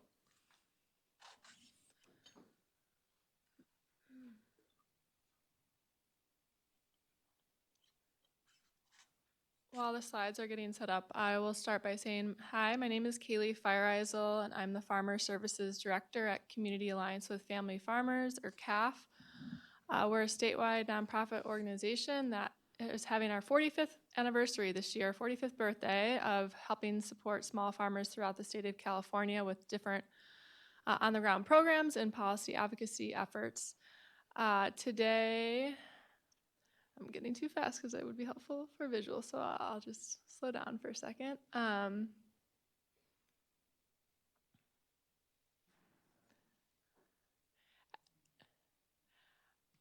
We've been fortunate at CAF over the last couple of years to have a lot of growth as an organization, and have grown to a staff of nearly 40 members throughout the state. We have staff up in Arcata on the far north coast, down in San Diego. I actually am in Nevada City. We have our Davis headquarters where there's about 10 staff in and out of there, and a bunch on the Central Coast and elsewhere. So you can go to the next slide, please. So that's a little bit about CAF. We have 4 main program areas throughout the organization right now where we interact with growers. The first one is our policy advocacy area. The second one is our farm to market team. The third one is our ecological farming team. And then our fourth one is the farmer services program. As I mentioned, I'm the director of that, and we were asked today to talk more specifically about that work at CAF. There's a lot of amazing work being done by the other 3 teams at CAF, but I'm gonna, in my 7 minutes, focus just on the farmer services program. Oh, if you can actually go back, please.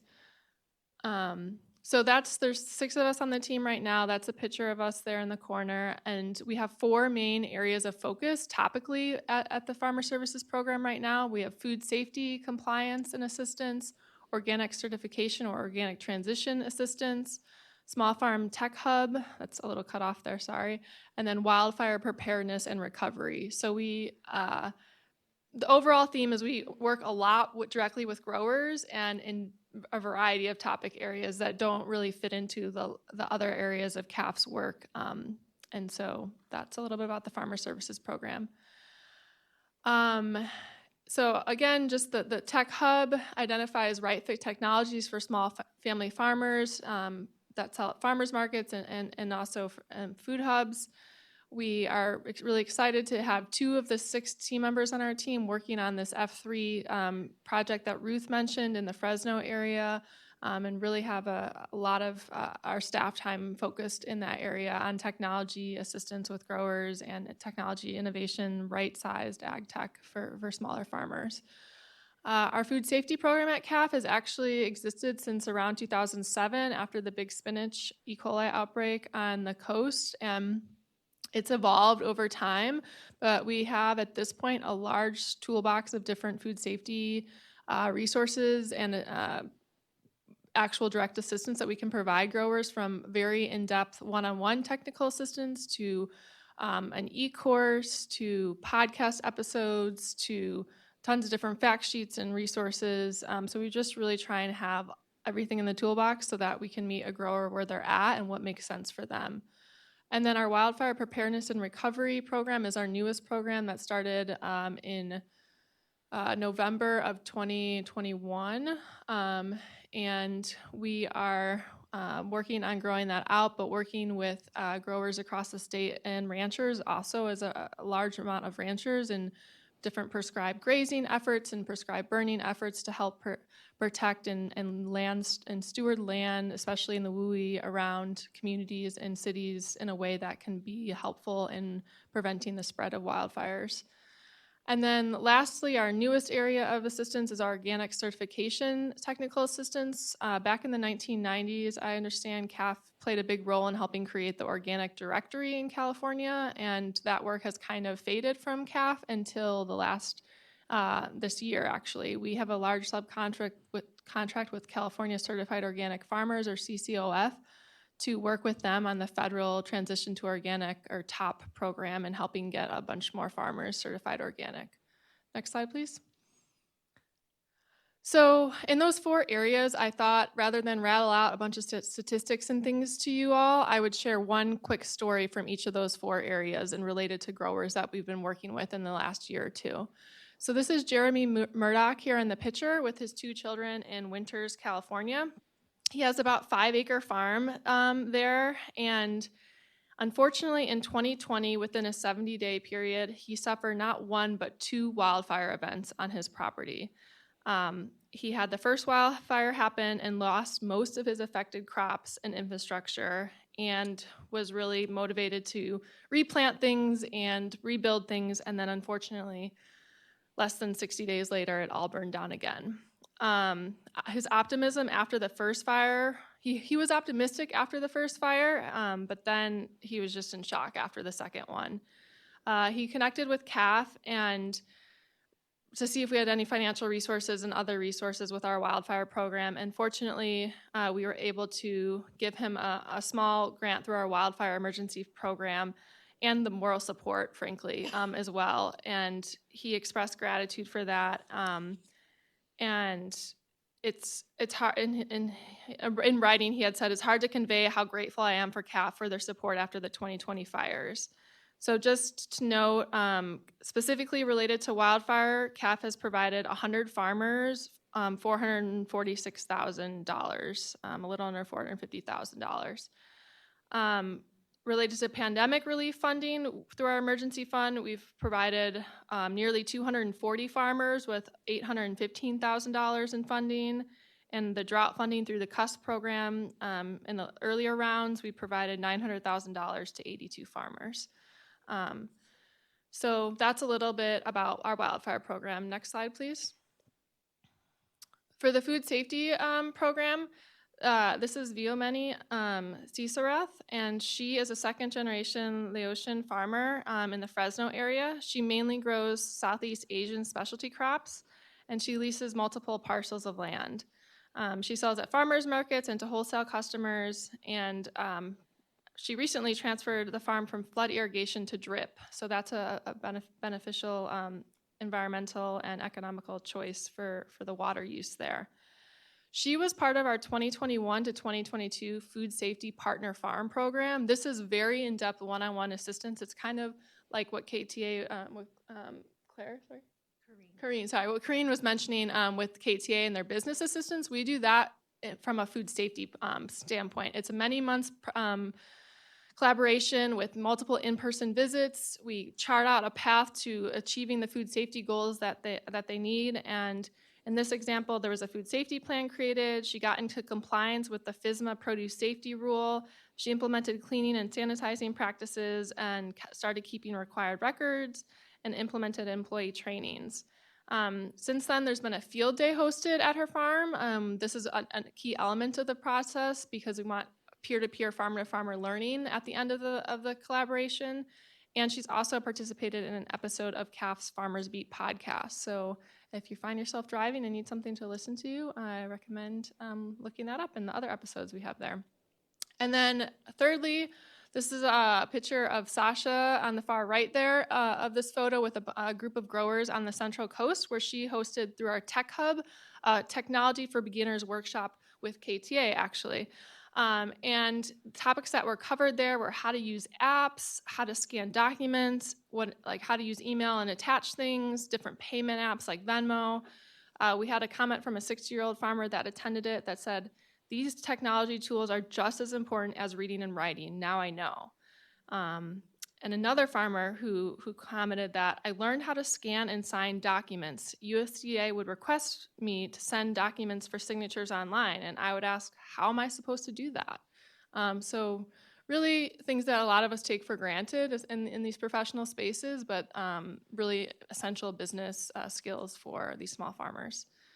And last but not least, in this picture, this is Victor and Veronica with their kids. They run La Granita Organica in Hollister area. They primarily sell vegetables wholesale, and they do a lot of summer vegetables. We had actually previously worked with them in our Food Safety Partner Farm program, and through that relationship, Victor reached out to one of the staff, Grace, earlier this year, because he was having issues with his organic certification that they had received in 2013 and had each year been maintaining that. But unfortunately, they went through some family troubles with their daughter there in the picture, health issues last year, and they let it lapse, and they were ready to re-up it this year and needed some additional assistance, which we were fortunately able to provide because we had just restarted that program. And in June, I'm happy to announce that they passed their organic inspection and are back certified. So that's just a few stories from some small farmers we've been working with across the state. And I believe that's my last slide. Yep. So thanks. And I look forward to any questions anyone may have. Excellent. Thank you, Kaylee. We're going to move online to Carmen.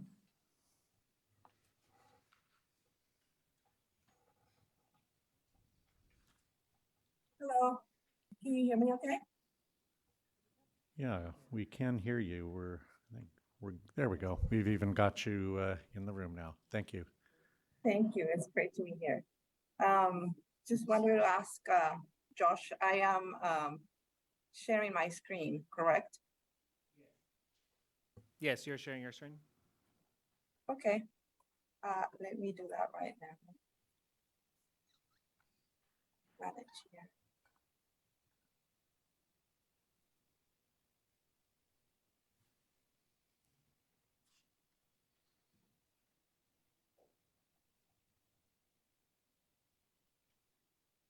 I'm trying to get this to, okay. Perfect. Can you see it? Yes, thank you. Okay, thank you again for the opportunity. My name is Carmen Carrasco. I work at CDFA as the Small Farm Liaison, along with P.R. Rittenhouse, out of the Executive Office through the Farmer Equity Program. And I am going to talk a little bit about some of the strategies that CDFA is implementing to address equity within all of its programs as a result of the legislation that was enacted in 2017, known as AB 1348, which set the precedent for including and prioritizing programs and services for socially disadvantaged farmers and ranchers within and across all of the CDFA's grant programs. And especially some direct recommendations contained within the 2020 Farmer Equity Report, which called for CDFA to, again, be more inclusive with servicing small scale and socially disadvantaged farmers and ranchers. And the way that the department has been doing that is through flexibility in program design when creating new programs. And I can particularly point out to the California Underserved and Small Producer Grant Program and the Beginning Farmer and Farm Worker Training and Workforce Development Grant Program. And those were recently created. We hosted, just as with any other grant programs, CDFA hosted public comment sessions and where we received feedback directly from the public and from organizations serving socially disadvantaged farmers and ranchers on specific tools and services needed in the creation of those programs for socially disadvantaged farmers and ranchers. Also, through language access, we try whenever possible, whenever hosting public comment sessions, to provide translation services, especially in Spanish, and also when publishing information about new programs that the information is communicated in languages other than English. An increased engagement and outreach also provides an opportunity for us to engage more with historically underserved farmers and ranchers and organizations serving these populations. Any programs that include a technical assistance component also have flexibility in mind to ensure that the needs of these producers are considered in the design of these programs. And as an example, I can mention that the CUSP program started, especially the direct grant component started as economic relief during COVID, and it transitioned into drought relief for socially disadvantaged farmers and ranchers. And again, always prioritization for these programs to serve the mostly underserved producers. CDFA has other grant programs that have an equity component to them, and also through technical assistance. For instance, the specialty crop block grant program includes an additional assistance component for first-time applicants to get one-on-one support, and also through a designated equity grants analyst within the grants office. The Farm to Fork office has 16 new regional staff that support the Farm to School grant program, and in an effort to increase engagement and procurement from small scale and socially disadvantaged farmers and ranchers. A lot of the climate smart ag programs and the technical assistance programs from the Office of Environmental Farming and Innovation have allocations of funding, especially designated to serve socially disadvantaged farmers and ranchers, as well as the Organic Transition Pilot Program, which has a percentage of allocation of funding designated to support BIPOC farmers to transition to organic production. And as I was mentioning before, the Beginning Farmer and Farm Worker Training Grant Program prioritizes programs that support BIPOC beginning farmers and farm workers throughout the state. And as Thea mentioned earlier, we also have two new committees that are going to be informing the CDFA on grants and programs. One is the BIPOC Producer Committee, and the other one is the Small Scale Producer Advisory Committee. So we're really, really happy that we have those two committees, and we are going to begin working with them on this new round of the committees. And just really quick, as Ruth mentioned the CUS program, I just wanted to include a couple of stats here regarding the California Underserved and Small Producer Grant Program, which we are really happy to have great partners on the ground, including the UCANR Small Farms Network. Again, this program includes two components. One component is direct grants for drought relief for socially disadvantaged farmers and ranchers, and the other one is technical assistance component, which includes application support to federal and state relief grant programs, and also technical assistance related to business planning, financial tools, and marketing support. And the way that we do this is through partners on the ground. We work with nonprofit organizations and technical assistance providers such as UCANR to ensure that producers have access to these services.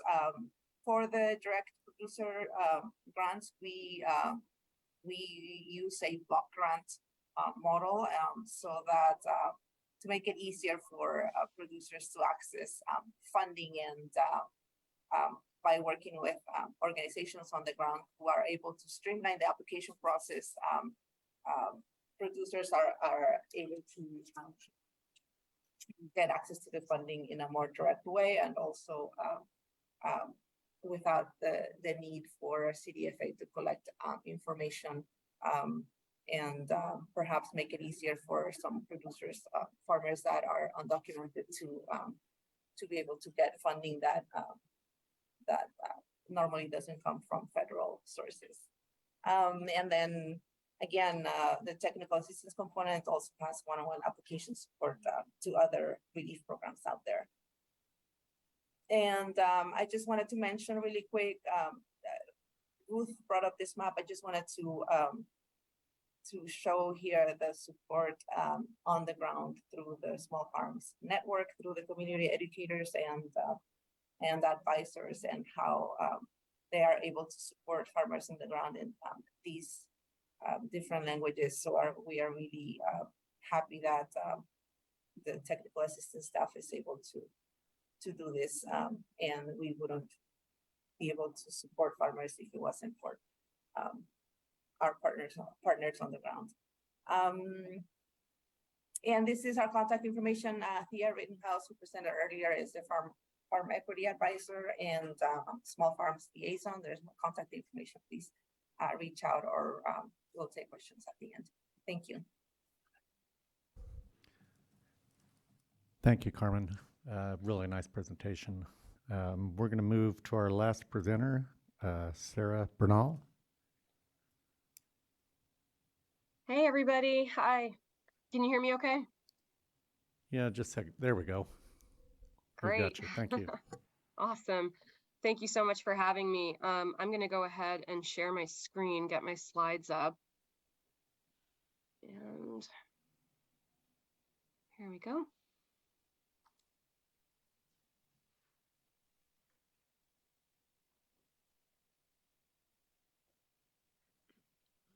Okay. Let's put this in presentation mode. All right, great. Well, thank you so much for taking time here. My name is Sarah Bernal. I am the new Urban Agriculture Program Lead here at CDFA, part of the Office of Farm to Fork. And I'm coming to this position. I started in September, having started and run an urban farm program for the last 9 years, and previous to that, having had a farm in the Sacramento Delta for 4 years before going into urban farming. So as I said, I got an opportunity to start an urban ag program here at CDFA, and it really got me thinking a lot about the opportunity to start something new, and making sure that the process of creating this grant was actually more of a community-based grant-making process. And so I wanted to kind of describe the process of what's happened in creating the Urban Agriculture Grant Program, which was mentioned earlier, is going to launch before the end of the month. So we're getting there. The first step really for me was to think through identifying the cultural brokers throughout the state. And by this kind of term, cultural brokers, I'm really referring to those key community leaders who have an existing relationship with marginalized urban farmers in our major urban areas. And so, the understanding the key nuanced differences between, urban farm communities in Fresno versus Los Angeles or Sacramento. Everybody's got different experiences and different demographics to serve in these different large urban areas. So identifying cultural brokers was a huge part of getting this process of community-based grant making started. The next step was really engaging at a grassroots level, and that meant showing up in person, organizing listening sessions, doing in-person site visits of community gardens or other types of urban agriculture projects, making sure that there were translation services available both for myself, for example, when I was in Fresno, having a Hmong translator there so that I could understand what community members were sharing was invaluable. Having surveys prepared to be able to collect information from a broader base of people. And then also most importantly, well, not most importantly, but equally as important was the opportunity for me to vocally present information about what's happening at the California Department of Food and Ag to people, to stakeholders, live and in person, so that people had the opportunity to ask me questions and raise their concerns. And so that was honestly about 6 months of deep diving and speaking and connecting and building these relationships with stakeholders across the state. And then the last phase was really using what was learned in those sessions to set the program priorities. And by that, really the intention was to center the strengths and the needs and voices of socially marginalized farmers within and throughout the entire grant framework. And so a big part of that was also understanding why do people get involved in urban agriculture. And one thing that I thought was really important to bring into the grant framework is that it's not as direct as perhaps a rural commercial farm whose main objective might be to produce as much produce as possible.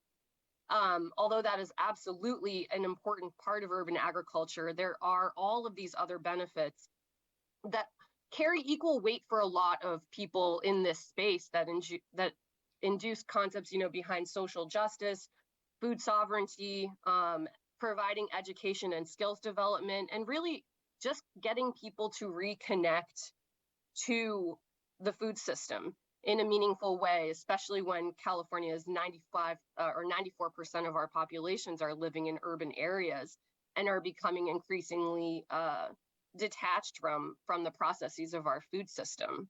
So I won't read through all of the benefits of urban agriculture, but these are all different benefits that we are sharing equal value in terms of the type of work that we would like to fund through the Urban Agriculture Grant Program at CDFA. And the stakeholder input, the identified barriers, these are the top things that folks actually came back and said, which probably won't be news to anybody in this room, but accessing affordable, suitable land that would not be lost to development, affording municipal water rates, which are about 40 times more per gallon than an ag water rate. And then, maintaining a competitive cost of production, finding a suitable market channel, accessing financial capital, finding relevant government information that matched their scale of production. Maybe they have 1/10 of an acre. A lot of programs are not used to considering the value of plots that size. So many urban farmers also just did not see grants as an approachable reality.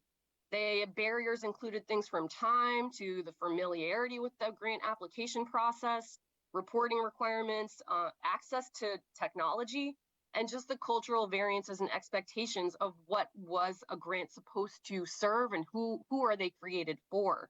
A lot of people felt very left out of that conversation. So the Urban Agriculture Grant Program, we have $12 million in one-time funding available to support all of these categories. And this is not a limited list. This is just a way for us to understand a little bit of what's available. Everything from infrastructure, workforce development, and technical assistance. And I won't spend the time to read these, but I hope that anyone who wants this slide presentation, I would be happy to share. And so using this community-based approach, what are the results? We have 2 tracks of funding that have been created that will be released before the end of August. Track 1 is the Systems Builder Community-Based Block Grant. That ranges from $200,000 to $800,000 for community-based organizations that have a deeply rooted track record of grassroots involvement in urban and regional food systems planning to provide this sub-award through a block grant model to urban ag stakeholders. And so it's a block grant model, also known as pass-through funding. These sub-awards would range from $5,000 to $60,000 per project. And it's going to be able to fund all of those things in the previous slide, everything from equipment to supplies to the cost of operations, infrastructure, community engagement, workforce development, and technical assistance. And I'll talk a little bit more about why this track is so important. Track 2 is a more traditional approach where it's called the Urban Agriculture Practitioner Grant. The range is from $75,000 to $300,000. And this is for folks who are operating an urban ag program and do have the capacity to apply directly to CDFA and go through the process of the traditional grant application process and contracts management. But why is track 1 such a big opportunity? And Carmen mentioned this before, but a part of it is really that this block grant model or this pass-through funding model, it removes so many of the technical barriers for underserved and under-resourced farmers to access funding. As a sub-awardee, you would apply for funding directly through your local community-based organization, so not through CDFA. That means that the community-based organization has a lot more freedom to design an accessible application process. They may have a far greater ability to offer different languages. For example, working with refugee resettlement programs or other non-traditional organizations that work with people doing urban ag is a way to open up a whole slew of resources that these local organizations are far more able to offer within their regions. It also really makes the reporting a lot less burdensome for the urban farmer because that all lands on the lap of the community-based organization who's dealing directly with CDFA. So many urban farmers they don't have the time, or they don't feel confident applying for traditional funding through CDFA. And that's why pursuing this model has been has received really great feedback, especially in our public comment period, which happened in June. Another big part of this opportunity is to make sure that there is more financial equity in the structure of the grant. And that means not requiring matching funds to access this, and also making sure that folks understand that advance payments are allowed, that people do not need to have this money in the bank in order to then get reimbursed. Of course, we are following all of the CDFA guidelines for advance payments, but it's really important to emphasize to the community that they have access to that. And then, just as this is my last slide, but here is the anticipated timeline for this. And so the request for application, it's going to be open before the end of August and then be open for 2 months after the first day that it opens. The application review period will likely be November through January. The award notification and developing all of the contracts with awardees will happen February through April. And then funds are going to start to be distributed to projects and other programs in May of 2024. And that is all that I have. So thank you so much for your time.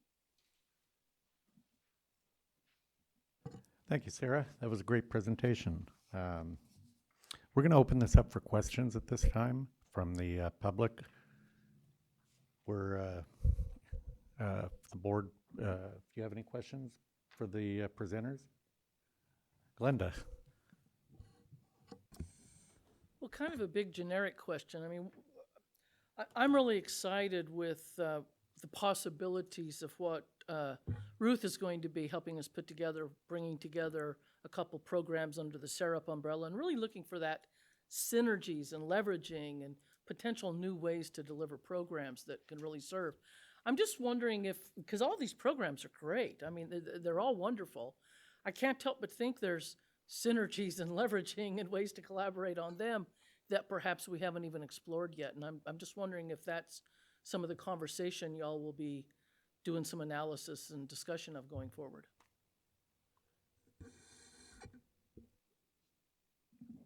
I can just say briefly, yeah, I mean, CAF is always reaching out to government partners and nonprofit partners, and yeah, we're always happy to collaborate and see how we can have a greater impact.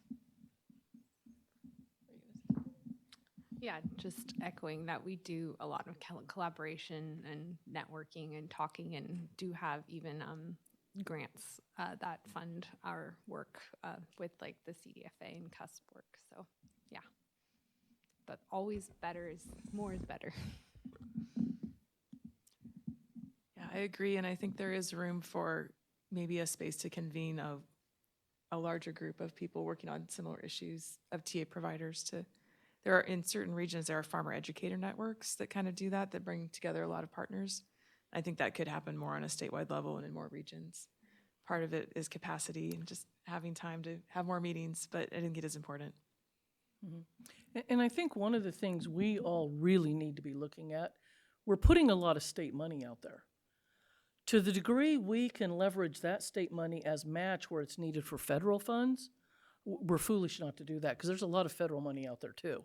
And sometimes it requires that match. And if we've got the state money and we can make it qualify, we really need to be looking at that. Yeah, no question, Glenda. So many of the programs do require matches, and you can use state match against federal or vice versa many times. So great to see the number of programs and opportunities out there. And hopefully our audience is taking notes on who they need to contact in the future here. So we'll, it's amazing. Victoria, please go ahead. So first off, I just wanted to say thank you to all three of y'all who are here today, and just kind of be in full transparency, say that Urban Health, the organization that I've been working with for 18 years, has gotten support from all three of you. And the way that we actually were able to build the program to our farms and our gardens to where we are is actually getting support, from CAF to, we're on the pathway to organic certification due to a CAF grant and training sending our staff through the training programs, through KTA, connecting us with other farmers to help, get that healthy food out to our community. We have 10 farmers we're working with now that we primarily connected with through KTA. And then, through the UC program, like helping us build our added value, making sure we had, we understood the different kind of certifications and, licenses and all the things that we needed, and helping us through all those processes. Like over the last 18 years, you three have been invaluable to creating the scale, the practice that we have today. And I think that that Urban Tilt is not alone. You fill a huge gap in support that I just don't see in any other places. And I just wanted to raise that up and then ask the question of, you guys are on the ground in the field. What do you want to tell the CDFA board? Like is the gap still existing? Like what do you want to tell us? What do you want to make sure that we know when you leave here today?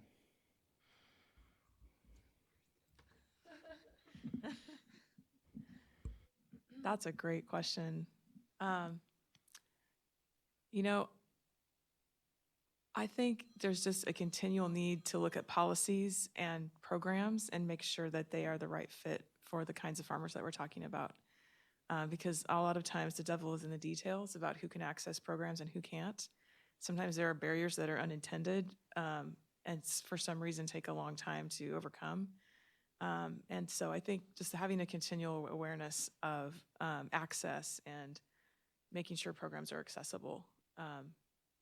That's one thing I'd say.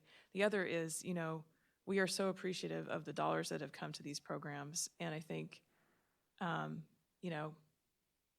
keep those programs sustainable, looking for not only continued funding flowing through from CDFA, but also other sources of funding to keep all of this good work going.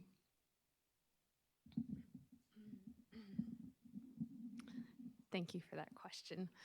I will, similar to what Ruth said, but differently worded, less paperwork, less bureaucracy, more education and support to the agencies so that when farmers approach all these different granting agencies, there are people there with the patience, the knowledge, the skill, and the care to help them fill it out and do it correctly.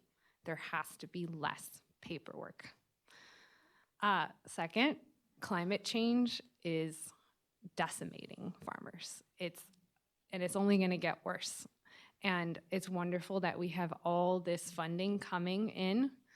Let's make sure it's being used for those who can make real changes happen, and it's not being wasted on, again, bureaucracy and practices that aren't going to make a difference.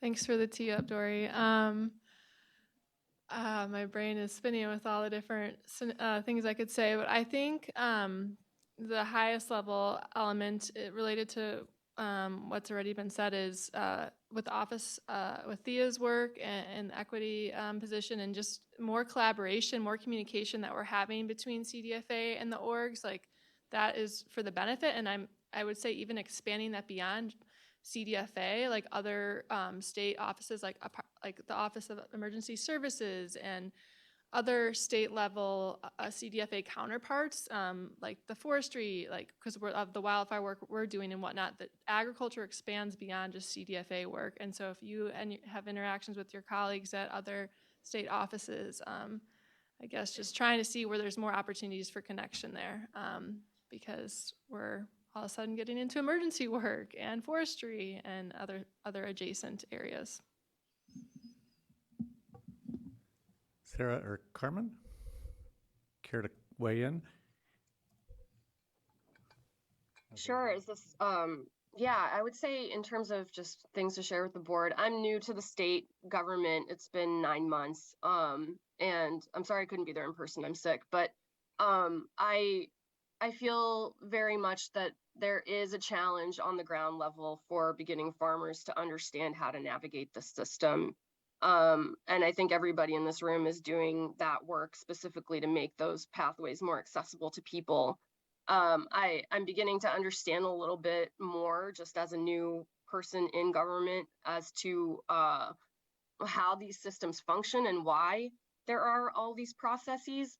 But I think that there's just maybe on the ground level, having been a grower for 12 years, there's not enough transparency for the public to understand maybe the why or the reasons behind some of these processes. So I do really encourage the attempt to simplify as much as possible, and also having trust in the fact that our growers are actually full of really amazing solutions.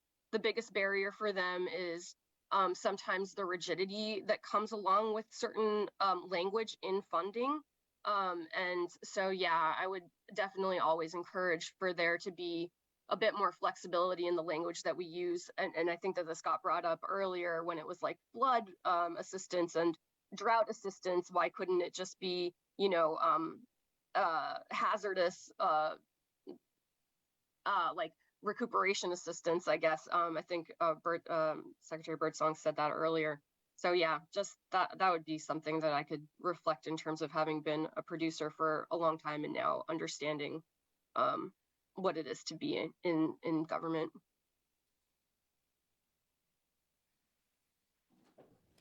All right. I'd like to really thank all the panelists. You guys are doing great work out there, and as we know, it's definitely needed. You know, I farm, and I know how many different agencies we have to deal with, and it is unbelievable to anybody that's not familiar with farming. And there's really no real way out of that. That's part of farming, unfortunately. Many times good reasons, but sometimes they get lost, I think. So anyway, thank you all very much. I've been told that we cannot take public comment due to the Bagley-Keene Act. Virtually. If any of you would like to make a public comment in person, you're more than welcome to on this agenda item. Thank you. If not, I'd like to thank the panel again. Great information from all of you. So we're going to move on to our next speaker. All right, our next speaker today, we're going to talk about California Land Equity Task Force. We've got Sean Kennedy with the California Strategic Growth Council. Sean is a special projects analyst with the California Strategic Growth Council. The mission of the council is to coordinate and work collaboratively with public agencies, communities, and stakeholders to achieve sustainability, equity, economic prosperity, and quality of life for all Californians. Welcome. Good to have you here. Great. Thank you. What are we, afternoon yet? Yes. Good afternoon, President and members of the board. It's what a rich conversation we've had this morning. It's really, thank you so much for the invitation to be here and be part of this discussion. Appreciate the introduction. I'm Sean Kennedy, lead special projects at the Strategic Growth Council, and one of those special projects is the new California Agricultural Land Equity Task Force. Next slide, please. So just quickly, I'll give a quick background on the task force. I realize I'm between you and lunch, so I'll keep it snappy. But wanted to provide an overview of what this task force is, what it's all about, introduce some of the members who are here with us today, and then touch briefly on a research grant program that's part of this process, and then touch on the next steps. So this was established in last year's budget, operating as a 3-year Bagley-Keene body, really focused on developing recommendations to equitably increase land access. And as we've heard this morning, that access to land, there's so much great work happening across the state, multiple organizations that we heard from this morning, but without that access to land, none of that is really possible. So this body is really focused on how we can address that situation, focused primarily on socially disadvantaged farmers and ranchers, beginning farmers and ranchers, and tribal agricultural uses. And as I've noted here, this builds on the work that Thea has led at CDFA around farmer equity, but really serves as a forum to give direct voice to some of those who are directly affected by these challenges. Next slide, please. So the budget is pretty clear about the composition of the task force. It's to include 13 members, very clear outline of who those sort of broad categories here, including Native and Tribal liaisons, a land trust representative, and quite a few others there that I'll touch on. I will introduce the members here, so in the interest of time, we'll do that when we get to that. Next slide. So the nomination process in 2022, SGC staff initiated a 2-month nomination process. We promoted this throughout SGC's channels, CDFA channels, and also a broad network of around 40 community-based organizations working in this space across California. Through that process, we were constantly screening for potential fits within those categories that I shared a moment ago, and also for geographic spread across the state. And actually through that process, midway through the process, we identified that we had a big gap in the Central Valley. We had received little or to no nominations from Central Valley representatives, so reopened the process with more targeted outreach through there. So to give a quick overview of the nominations that we received, we had a very, very high proportion of nominees identifying as Black, Latinx, Indigenous, Pacific Islander, and Asian, which was related to our outreach efforts. Unfortunately, not a very high number of nominations from California Native American tribal government or members. This is something that, as the task force gets underway, we'd certainly want to consider and how we can address that moving forward. But as you can see here, a number of socially disadvantaged groups falling into that nomination pool. Next slide, please. In terms of geographic spread, as I mentioned, we had fairly good reach across the state. Initially, no nominations from the Central Valley, so that was bumped up to 3 through that additional process, but quite a broad spread. And we allowed nominees to identify the geographic region in which they represent, so you'll notice some overlap there. But essentially, just to give you, we have a good spread from north to south, east to west across the state. So the review process was conducted by SGC staff in coordination with Thea, CDFA's Farm Equity Advisor. We then consulted with a public advisory panel that was comprised of 6 individuals with expertise, specifically with socially disadvantaged farmers and ranchers, and issues related to land equity. And I won't walk through the review criteria, but in addition to being a California resident and avoiding conflicts of interest, really we're looking for folks who have that demonstrated commitment to elevating diverse and historically marginalized voices, and some experience in or desire to engage with the state and advise state agencies on how to advance positive outcomes. Next slide, please. So now I'll just briefly introduce the appointed members. So as per the budget, we've appointed 3 Native and Tribal liaisons, Cheyenne Stone, Inyo County, Emily Bugaño, head seed keeper, Ipai Nation, and Lawrence Harlan, who's the treasurer of the Fort Bidwell Indian Community Council. We have Ruth, who's still with us. Yes.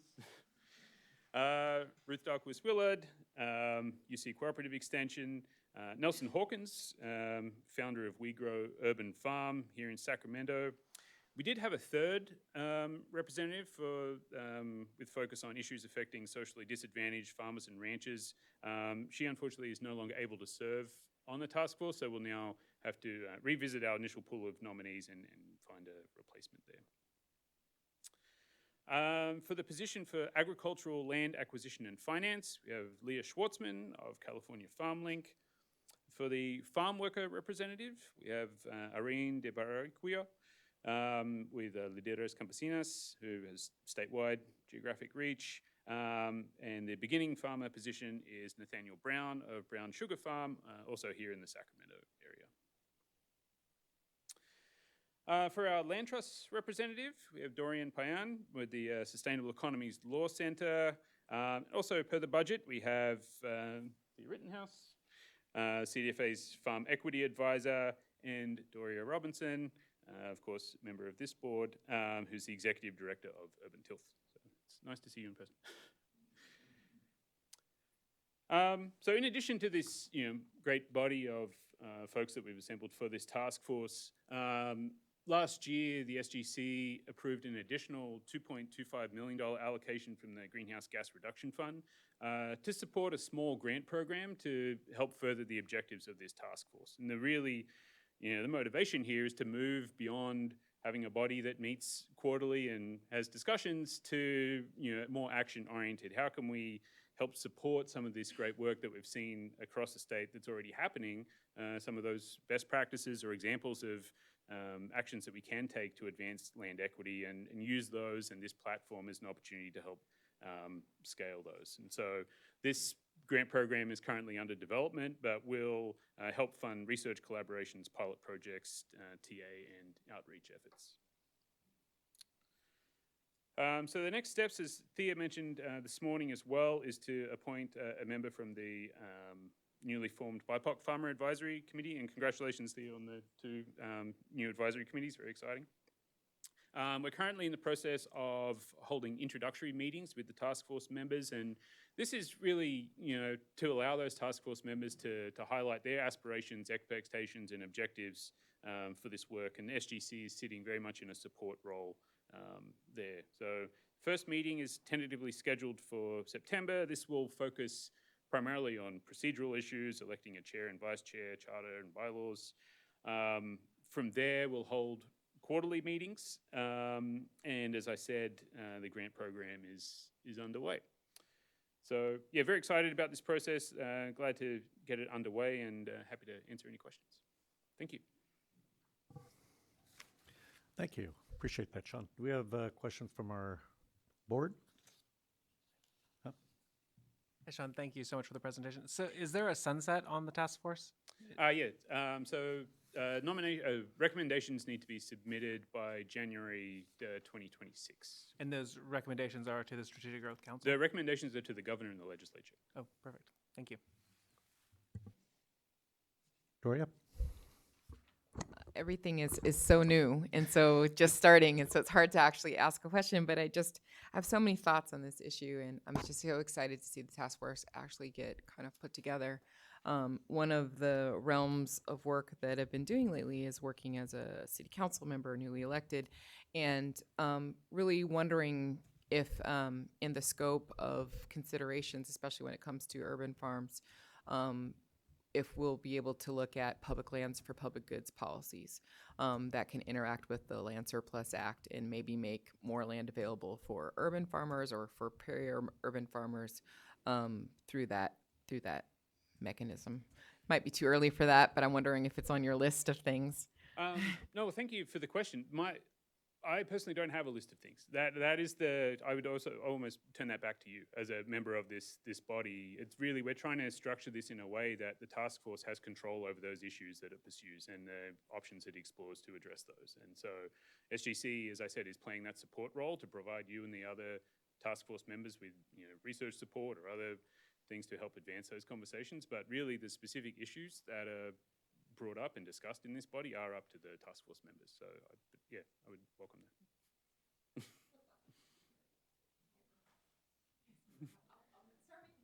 Yeah, please do. Yeah. Any other questions from the board? If none, we'll open up for public comment as well from members of the audience here today. And yeah, Sean, excellent. You got 3 years ahead of you that should be exciting. Thank you. No public comment? Great. Sean, thank you. Great you. presentation, and I look forward to seeing the results down the road. At this time, we're, as you can see, we've been running late most of the day. We're going to go ahead and take a break for lunch. And we'll return at 1:15, and we have somebody for, and everyone here, you're invited to join us around outside on the left for lunch. So, thank you. Perfect. Thank you. Actually, we're going to be in the bistro, and I could lead the way. Thanks. Very good. I didn't think we'd all fit in that room, but very good.